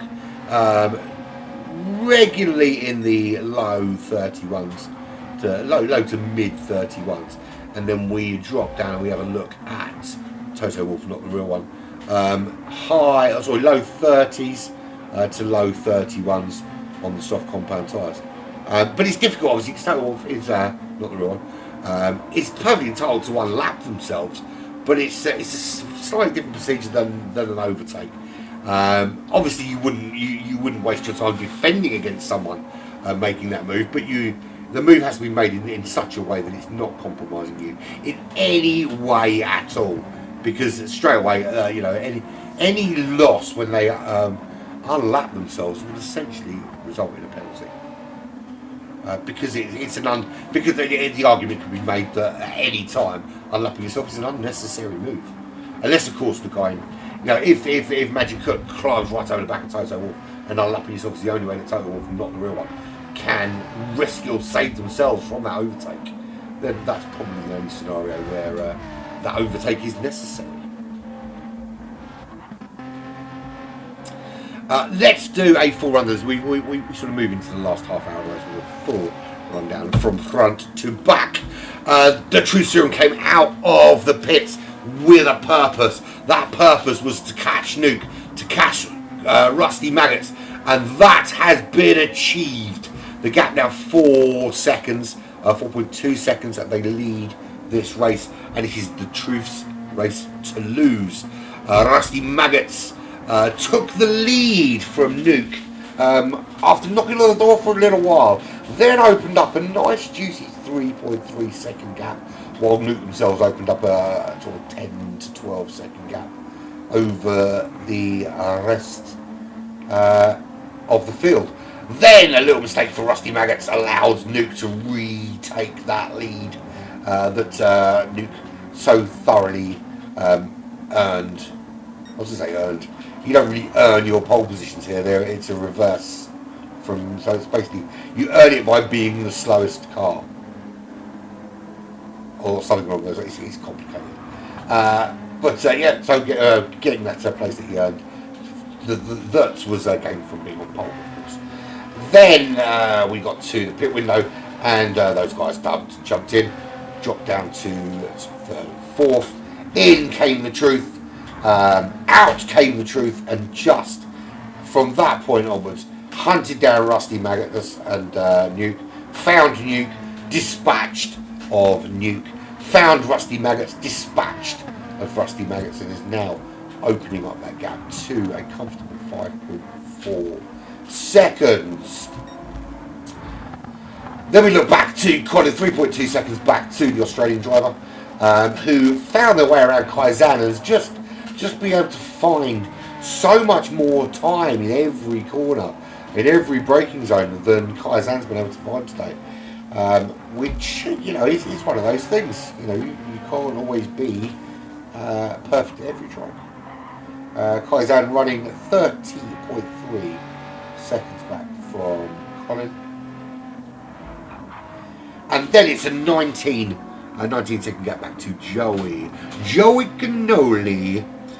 Joey Obi-Wan Cannoli. Joey's kind of, I hesitate to use the word plodded along. I don't think it's fair to describe that expression to describe anybody who's driving quickly. But it is kind of like that. Not really putting in any challenge to those guys out in front of that top six. But not really receiving any challenge from behind from all those cars behind, really, to be fair. So kind of just plods around in 6th position, and then at some stage, if there's a mistake ahead, bang, he's going to pounce. But equally, if those behind start to find a way, start to close up, has got something left in the tank, if necessary. Blocky Rex running in 7th. I still have a feeling that our guy Monkey Macho, currently running in 9th, is going to get a penalty for a little tap in the back of Blocky Rex. I'm going to take a look at it later.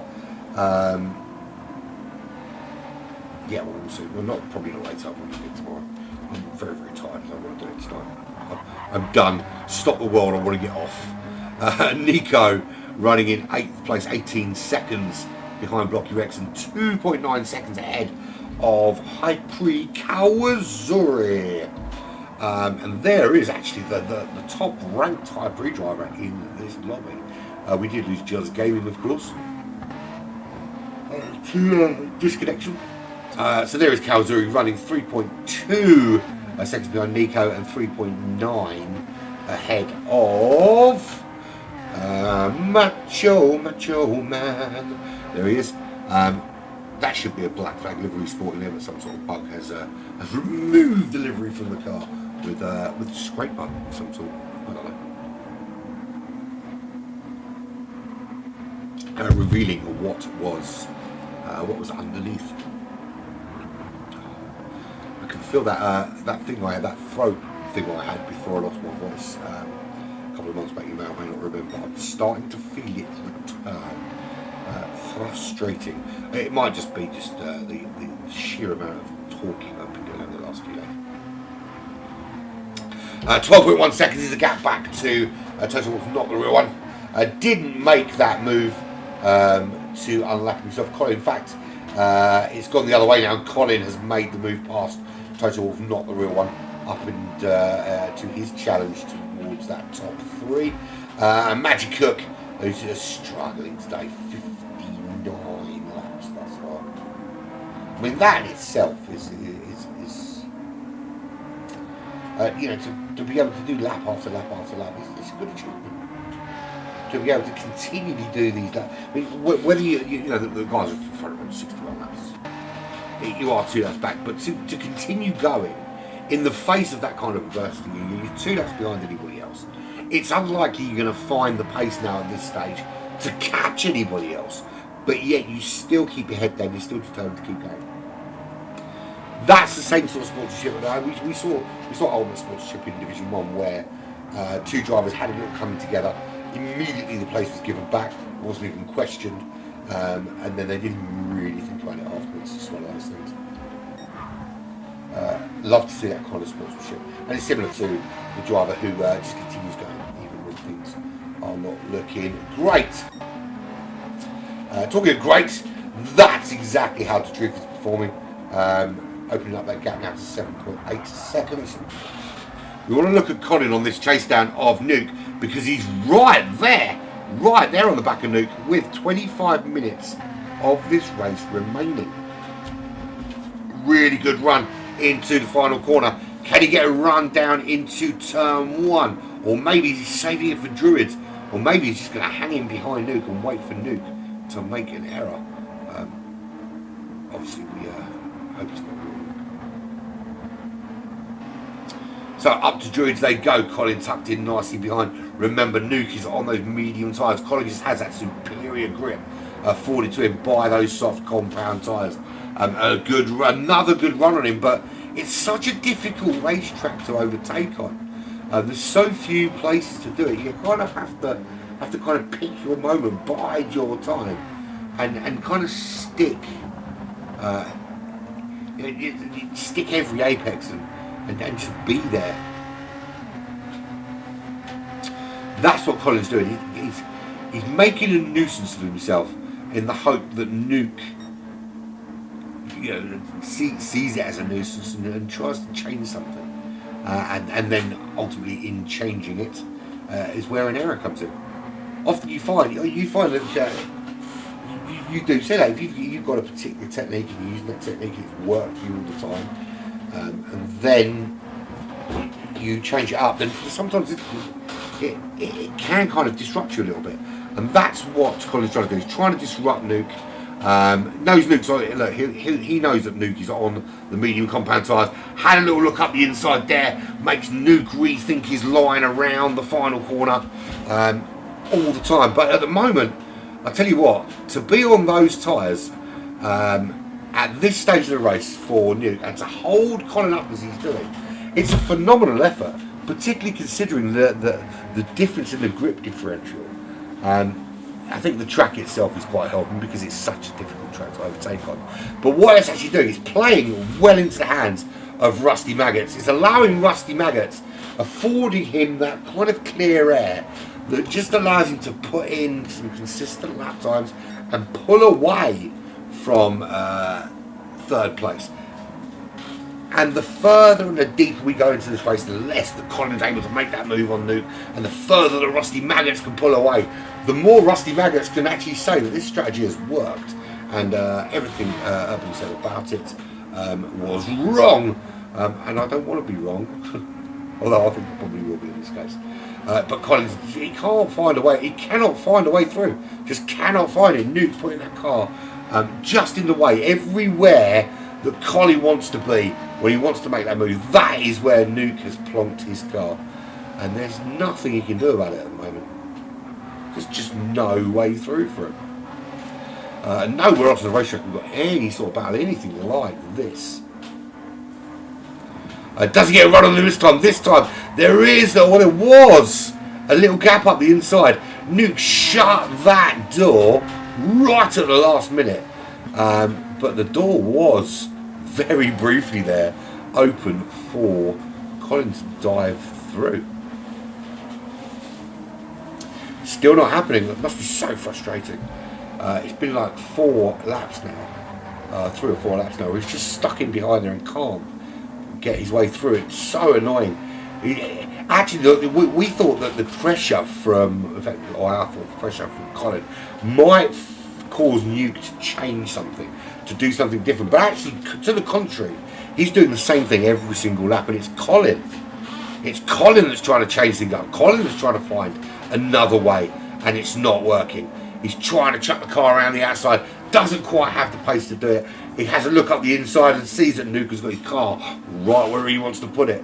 What can he do at this stage? What can you do when you get to this stage and you are significantly quicker than the car ahead of you, but not quite quick enough to get that little dive chucked up the inside or one of those kind of moves made?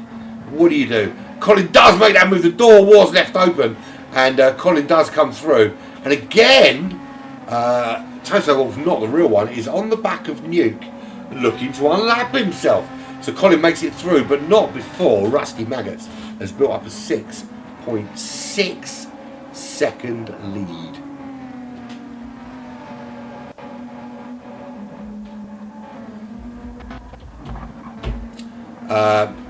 We're not going to press Magic Cook anymore. Magic Cook out the back of the pack. Toto Wolff, see they're unlapping themselves now from Nuke. So does make an overtake, but not for position. And this is a fight that Nuke doesn't need to have. I think Nuke is making a mistake trying to fight this battle with Toto Wolff. It's not a battle that needs to be had. The car clearly is quicker than you to unlap themselves. It's not going to hinder you. Toto Wolff is going to disappear off up the road, not the real one, when they get through. All you're serving to do, actually, when you're in this position, is slow yourself down, defending a position that is not going to be taken. You're still going to be running in 4th place, whatever happens. And it has to be said that, I think both these guys, Rusty Maggots and Nuke, I think they've just about made this strategy work. And I think it's more to do with the fact that Kazan and Joey Canoli and Blocky Rex are just, for me, not quite on the pace today, on that kind of that same sort of pace that we've seen from other people in the league. You kind of want them to be in those 29s that you see Colin doing. You can see Colin there was doing 29s, dropped into 30s while trying to obviously make that move. But if you can drop in there on a sort of 129, 129.5, 129.4, that kind of thing, then you're making a difference. Making some inroads. But I think Rusty Maggots and Nuke might hold on. I really think they're going to be able to hold on. But the truth has taken a complete control of this race, and we are about 20 minutes from the end. Lap 67 we're on right now. So we're looking at probably another 13, 14 laps over the next 20. Well, probably not even that many actually. 30 would take us to 80. I think we're going to be just shy of 8. I think we're going to be close to sort of 78 laps. So maybe 11 laps over the next 20 minutes. Detrusive leads by 41 seconds, diving past Nico up into to stay in first, but to lap Nico currently running in 8th position. Rusty Maggots held on for so long from out in front, but couldn't hold on for 2 nights longer. Lost the place to the True Serum. Now might find themselves under a bit of pressure from Colin, who's currently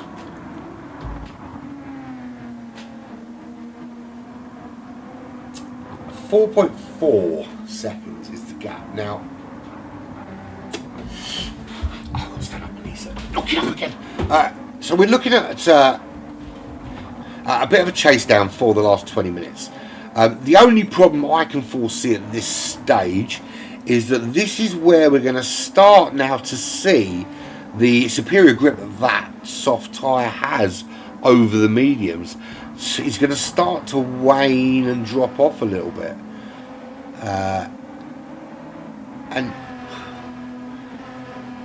Well, look, unless he can get that move done, get closer and get the move done soon, I think Rusty Maggots is going to hold, and really is going to hold on. And my theory that the starting on the softs is a poor strategy is going to be scuppered, despite the fact that they didn't really build a massive lead. But again, I reiterate what I said. I think it's less about them and more about the cars behind just didn't capitalise.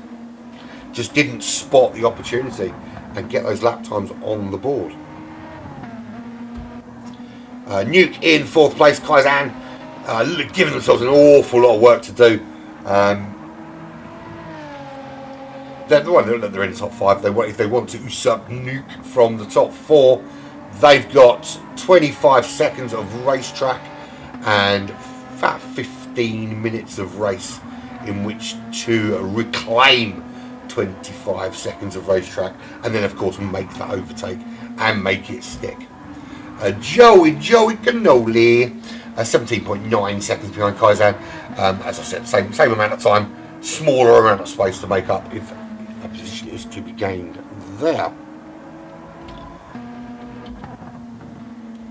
Blocky Rex running comfortably in 7th position, 3.1 behind Joey Cannoli, and not really making any inroads, but really nice grouping on those lap times. To be fair, there's not much difference between one another, as they say in North. We'll see. We'll see if that 2.8 second deficit can be chased down, and we're on lap 69, baby. Hardy har. Nico, 21 seconds from Blocky Rex, 14 seconds up the road from Kawazuri, and it's not been a great second half of the race for Kawazuri or Monkey Man Macho from Black Flag. It's just not gone really their way, considering actually their pace. Ordinarily, Brands Hatch just hasn't suited their driving style for whatever reason. What is interesting actually is the difference in tyre wear I'm looking at between Kawazuri and Monkey Man Macho. The difference between their pit stops wasn't as big as the gulf between their tyres suggests. Who knows what the answer to that is? Monkey Man Macho is actually being that. I think this might be the first time I've ever seen Macho Man being lapped. But there is a first time for everything, and a first thing for everyone. Toto Wolf, not the real one, unlapping himself finally from Nuke, has done that job, and then immediately gets blue flags, which is stupid. You've literally just watched him unlap the car, and then you're going to make him under blue flags move over. Don't be utterly ridiculous. That's the sort of decision that would be made by GT Fusion management, shall we say.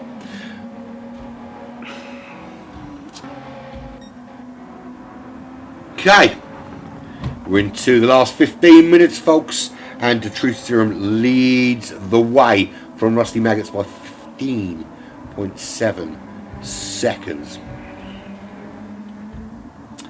4.1 back to Colin, and then 8.4 back to Nuke. So Rusty Maggots and Nuke, despite being on those, not having a hugely successful first stint on the softs where they managed to build a big lead, and now being on those medium compound tyres towards the end of the race, they're holding on nicely. Colin, I think, is going to have to settle for third. I'm not entirely sure that he's got the tyres, or in all fairness, to Colin, the pace to give Rusty Maggots a bit of a challenge. And Rusty Maggots, bear in mind, is the current championship leader.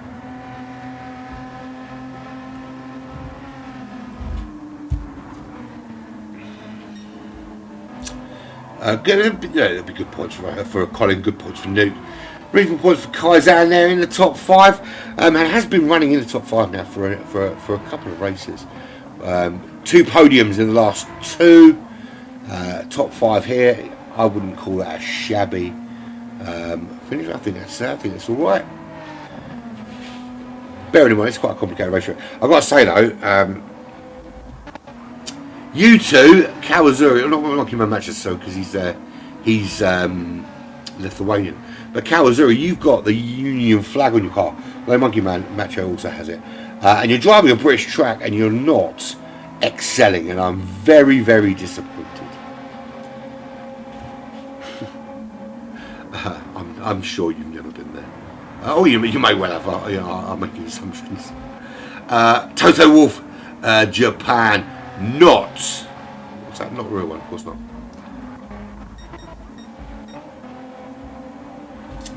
So lap 72 as we just start stealthily creeping into the last 10 minutes.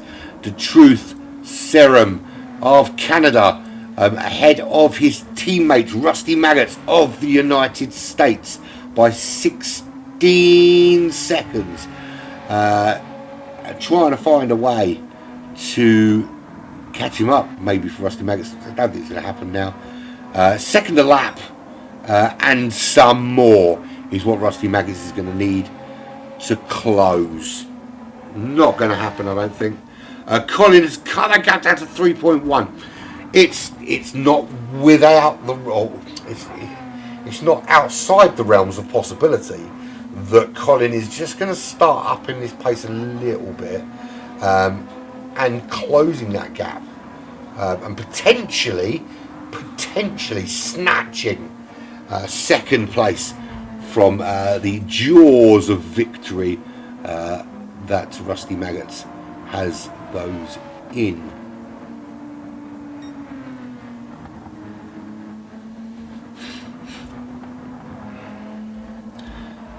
I'm so tired, it's absolutely killing me. Don't do it, folks. Don't agree to this kind of level of work. Kaizan running outside that top 4. I think the top 4 are the top 4. The order may change if Colin can just up that pace a little bit. Nowhere else on the race though, we've got any races going on. Monkey Man Macho 1.1 behind Kawazuri, a potential battle going on there. But again, the lap time's pretty similar. Toto Wolf not the real one. And Magic Cook running in 12th.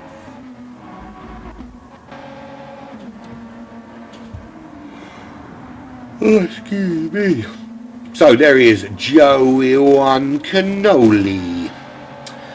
He has been pretty much, and 6th place is slap bang in the middle of the roster. He's pretty much been there the entire race, just plodding along, singing a song, singing in a Joey Wonderland. Yeah, I mean that pace of 31.6, 30.8, 31.2. I mean that's not a bad pace at all. But it just seems it's been that everybody, particularly Division 1, Division 2, seems to have been upping their pace lately and really making it hard for those around them, despite being quick, to regain any kind of edge. But I suppose that the big news is of course going to be that we had a lobby of, we'll start with a lobby of 13, we lost one, a lobby of 13 here for Division 2 and a lobby of just 9 for Division 1 and 5 perfectly willing drivers in Division 2 that could and would have quite happily raced over there.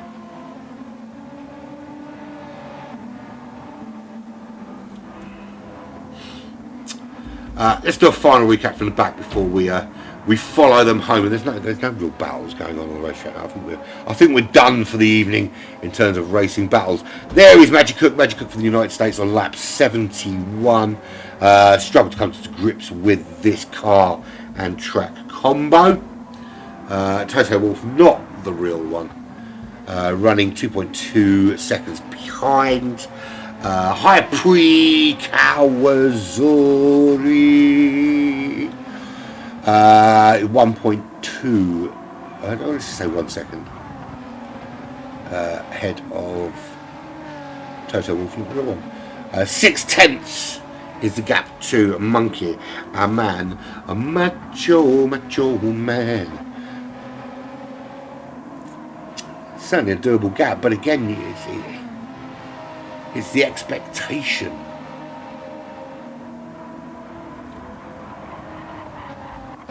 The expectation that you look at drivers like Kawazuri and like Monkey Man Macho, and you've seen them put in blistering top 3 performances, race after race after race, and then you come into a race and you find that actually it's not always just about pace everywhere. Sometimes it's knowing the track, knowing the car really well, having that kind of combo fall into your lap in terms of car and track combo. You'll find that a lot of the people that have and you see the ratings on the side, the A plus and the A's and the B's and all that kind of thing, they're so easily manipulable. If I did nothing but Big Willow in the Audi TT Cup, it's a particular that or the Alfa Romeo 155. That's a particularly strong combination for me, and I will qualify and finish within the top 5 pretty much every race that I don't get punted into oblivion. You could spend an entire week manipulating your results through that, and because of that, when you do find the right car and track combo that works for you, you can really make a difference. But it does mean that sometimes there's going to be car and track combos that just don't work for you, no matter how quick you are, no matter how good you are, no matter how much you're enjoying racing it. And sometimes when you're in a competition like GTC, that's going to come along, and I feel that's what's happened today to Kawazuri and to Monkey Man Macho, is that they've got a car and track combo that's just not quite right for them.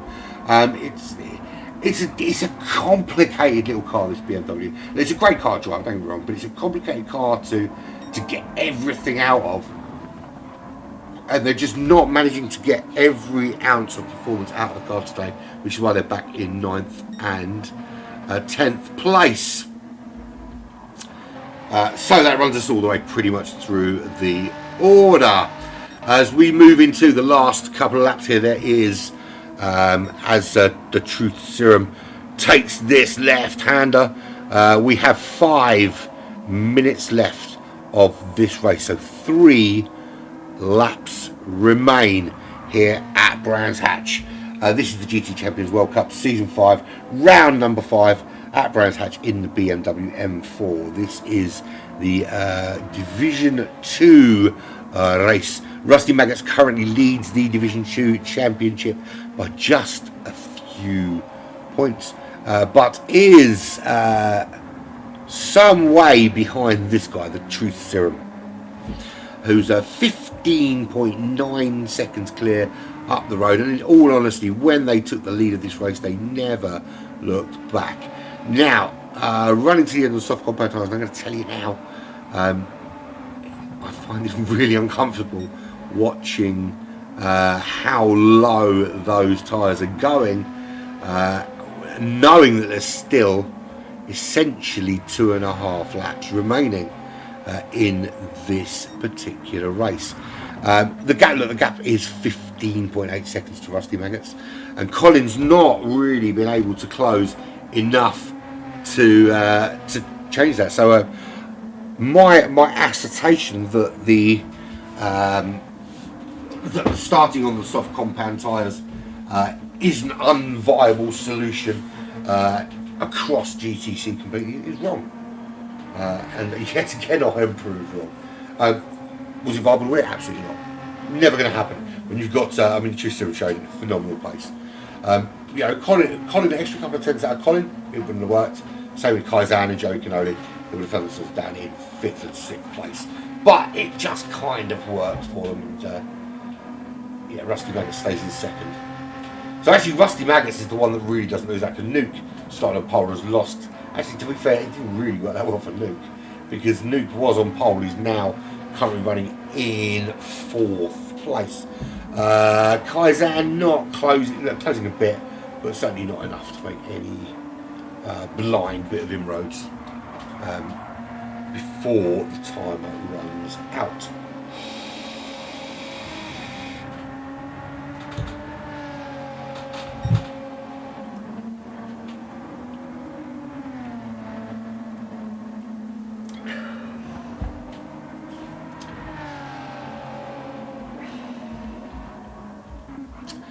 We've got 2 minutes left, so a lap and a bit left.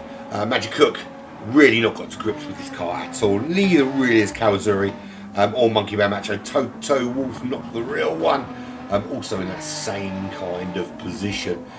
Nico, we know Nico's normally pretty rapid, but again, not really found that that super pace. And what looked like tier 1 pace from some of these guys early on is just not proven to be quite there.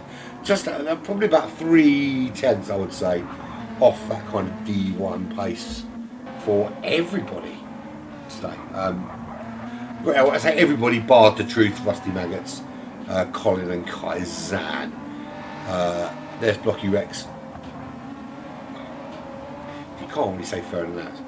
That's pretty damn even grouping.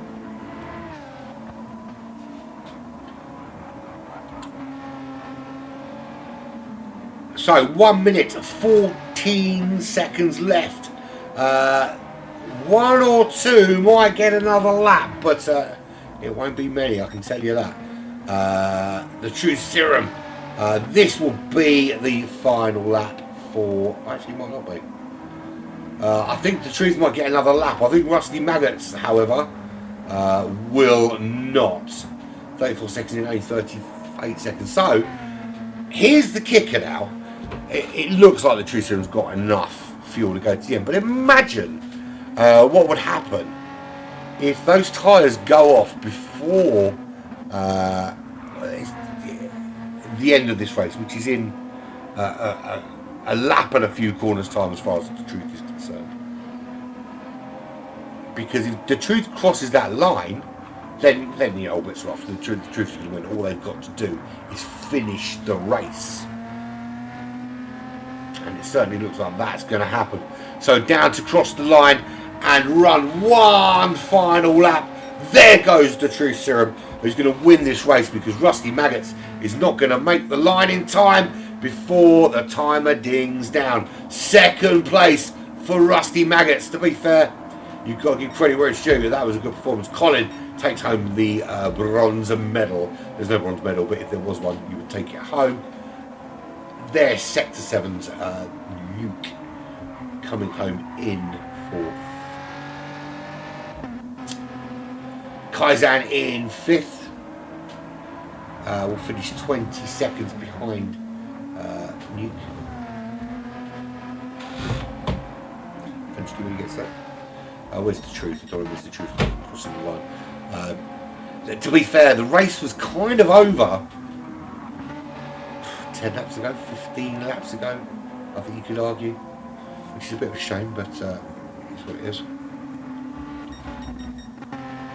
Here comes Joey Canoli, rounds that final corner, will cross the line as the middleman, 6th position.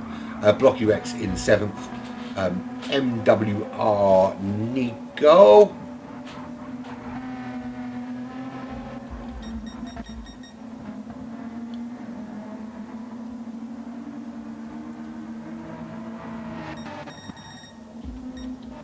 Here we go. There he goes. Crosses the line.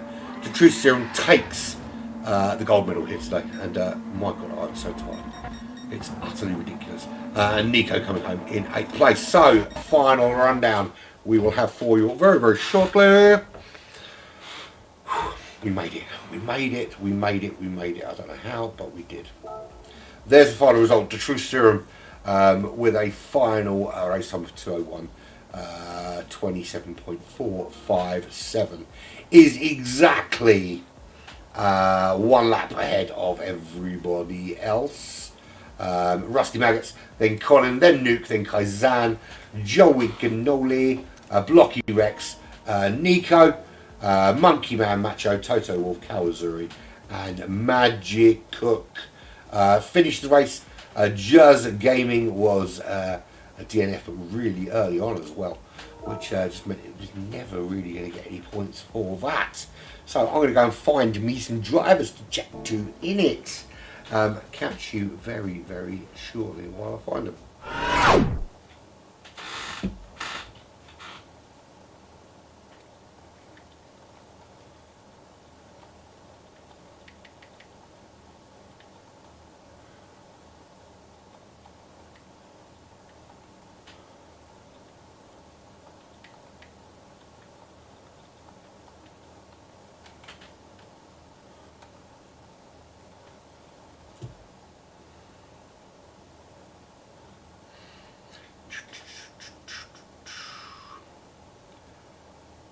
That little thing is really annoying.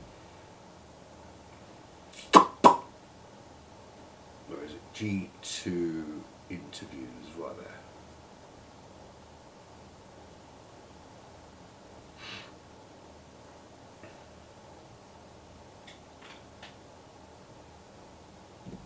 So just waiting to get some drivers into the D2 interviews room, and we'll have a little chat with them.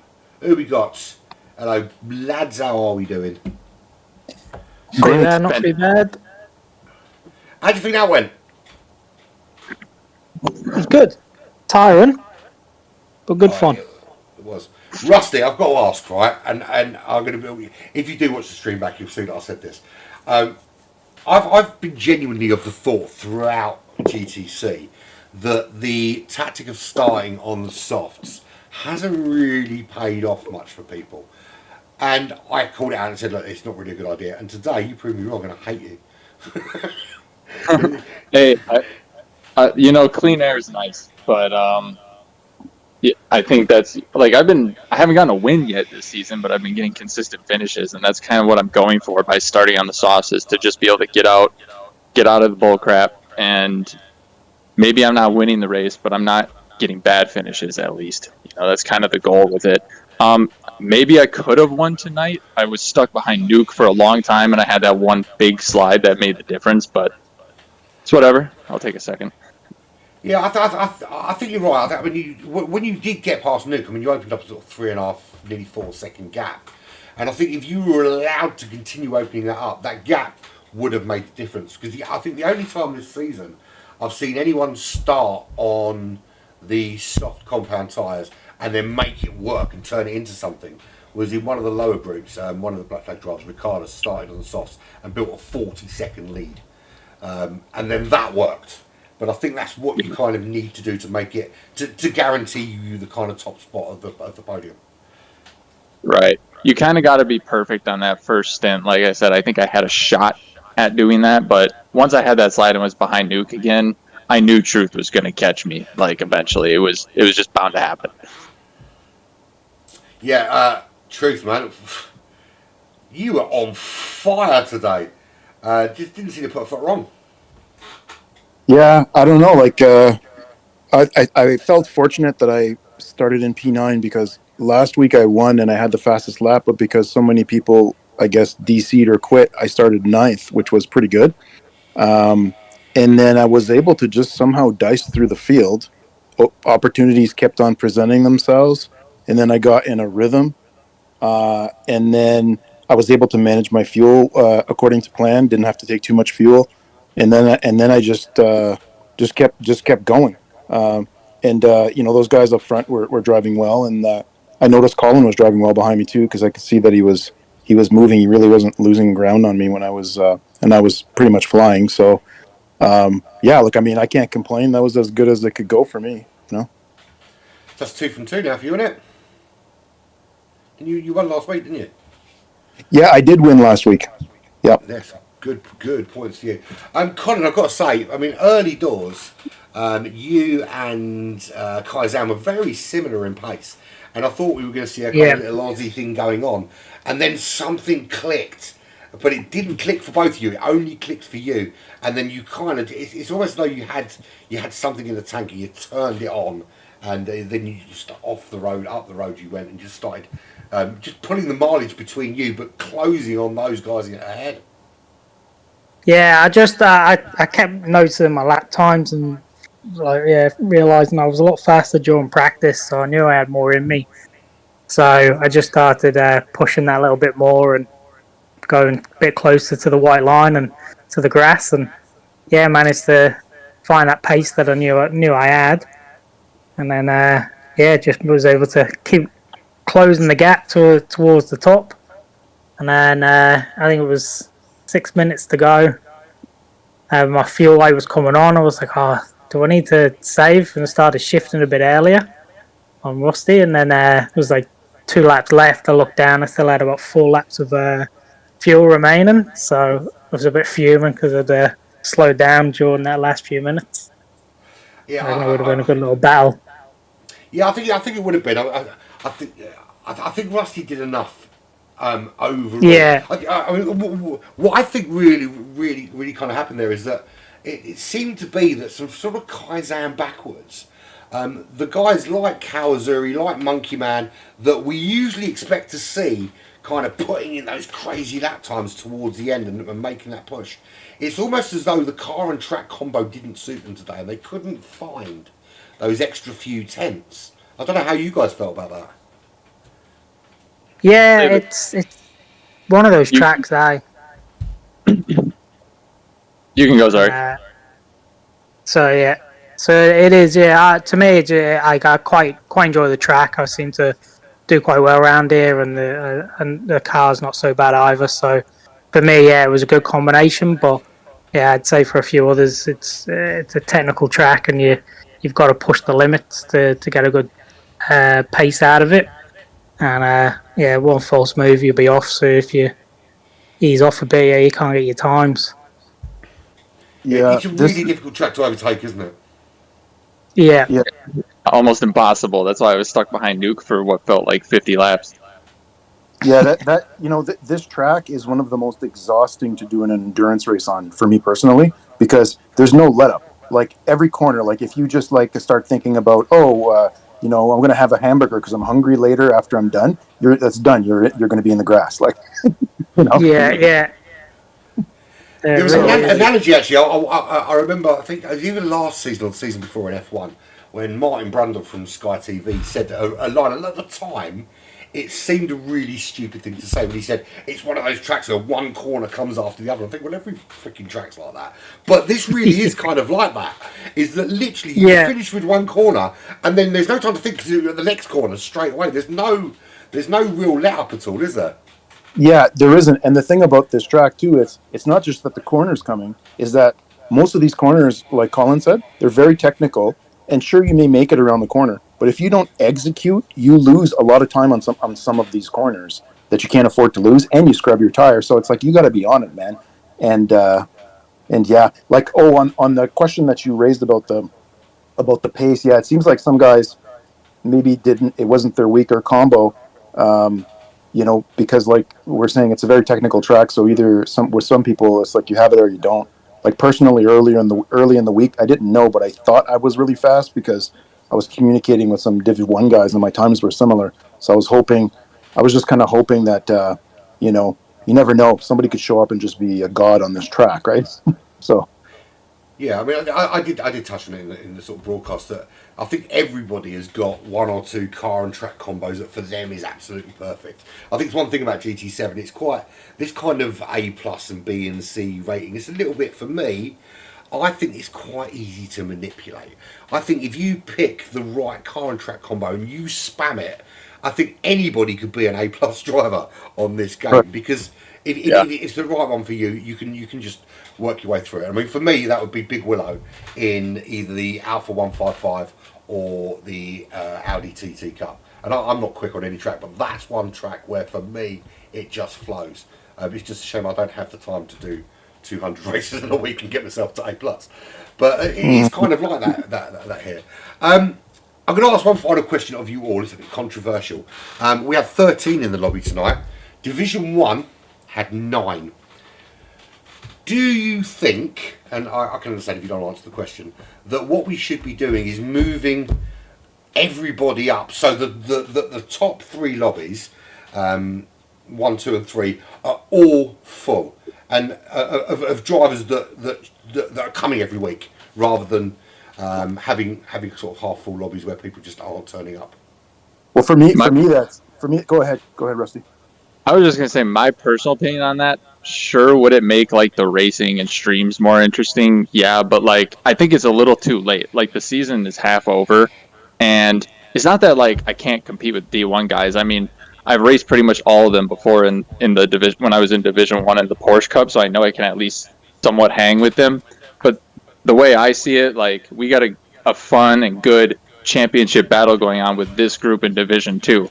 And I feel like right now, if we manipulated that and like messed that up, I would kind of just lose interest in this series because like I'm enjoying the championship battle that I've been having, and like we're halfway done with it.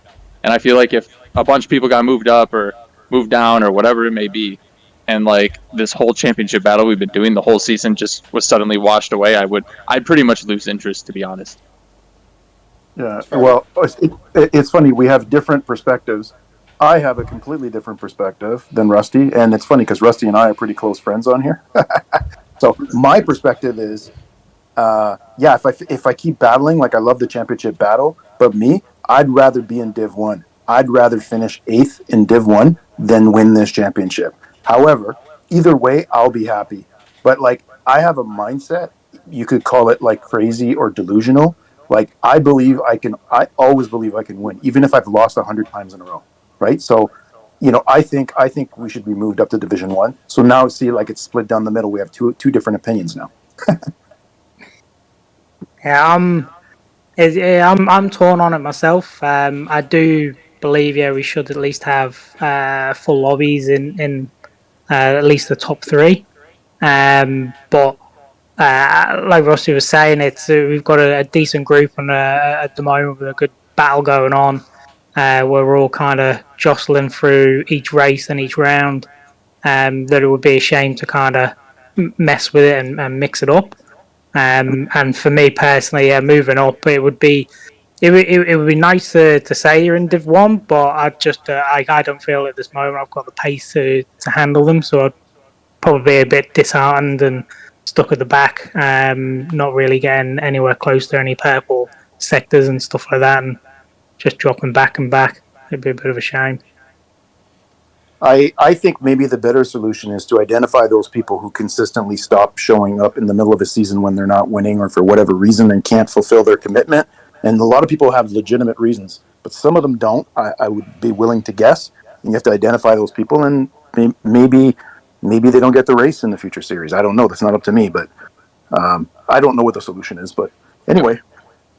I was going to say, like, kind of like that. I know Venom put something in the Discord this week talking about, like, blacklisting people that, like, were never showing up. I kind of, like, have, like, an opposite thought where instead of blacklisting people, we, like, should whitelist, I guess, the people that have frequently show up for all the races and all the series and essentially guarantee people spots in the series, in certain divisions even if they've proven themselves.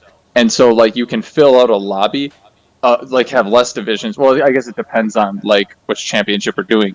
But prioritize the people that are always showing up, fill out the divisions with that, and then have the people that rarely show up come in as the reserves. And I think this way you'd have more reserves and more dedicated drivers. Yeah, I kind of agree with Turkey there. I agree with what you said there, Rusty, with having these are the people that we know show up. So these guys are in, and then we kind of fill around them. But I'm with you, Truth, about this kind of. I would much rather be losing in D1 than winning in D2. I did make the analogy actually on the broadcast. I'm a fan of Crystal Palace. I don't know if you know Crystal Palace, mid-table Premier League side. Have been all my life, And I'm often asked, would I love to see them win the Premier League? Of course I would, but I'm realistic, and I know we don't have the kind of budget or the kind of players to do that. But would I be happy if for the rest of my life I watched them just in mid-table mediocrity in the Premier League, or do I want to see them winning the league below? I would much rather have the mid-table mediocrity in the best league in the world than seeing them winning the one below. But I think it's different mindsets for different people. But I do think there needs to be something put in place because, for me, it was quite obvious early on that if you're signing up for it, and you guys all signed up for this series knowing that for 10 weeks in a row, bar Easter, that every Saturday night you're going to be racing at this time doing this. And if you knew at the beginning of the season, like one of the Black Flag drivers, Slipstream, qualified for D1, but knew that he couldn't commit to the full 10 race season, so said straight away, put me on the reserve list, rather than take a spot he knew he couldn't use. And I think we need to identify the people that are signing up because they want to, but then are treating it like I'll do it if I've got nothing else better to do kind of thing, rather than a serious I want to get involved in this. But I suppose the bigger you get, the harder it becomes to kind of police that, doesn't it? Yeah, it is. Like I say, Div 2 overall, we've been pretty good. We had a little bit of people quitting last week, but other than that, our group's been really, really good. So I say overall, I'm pleased with our division's attendance. But one thing I'll say too is I kind of went the complete opposite direction as far as answering that question as truth as to what we prefer. I mean, really, I do agree with truth. I also would rather be losing in Division 1 than winning in Division 2. I just think in this specific scenario and this championship, it's too late. No, I actually think you're right. After watching, at the beginning I would have said absolutely not. You should just all move up because you're quick. But watching it there, you could see the distinct differences between those kind of top guys in D1, and this is not meant in a disparaging way in any way at all. But they just have that little edge of those eking out those extra tenths. That's always going to ensure that they're always in the top of D1. But I think you guys have got this little battle going on, and I think between you, I think anyone out of probably 6 people have got the pace to easily win this championship still, and we're only halfway through. So I think from that aspect, it would be a shame to break up the Beatles. Yep. Anyway, guys, it's been awesome. Really, really cool chat. We will catch up next week. But congratulations to you three. Great racing from you all round. Thanks, guys. Cheers, guys. Well done. Take it. So there we have it. That's the end of D2. Don't know what the problem was and why it didn't broadcast directly to TT Champions, but I'm sure Chris and I will work out a way to get the broadcast over there at some stage.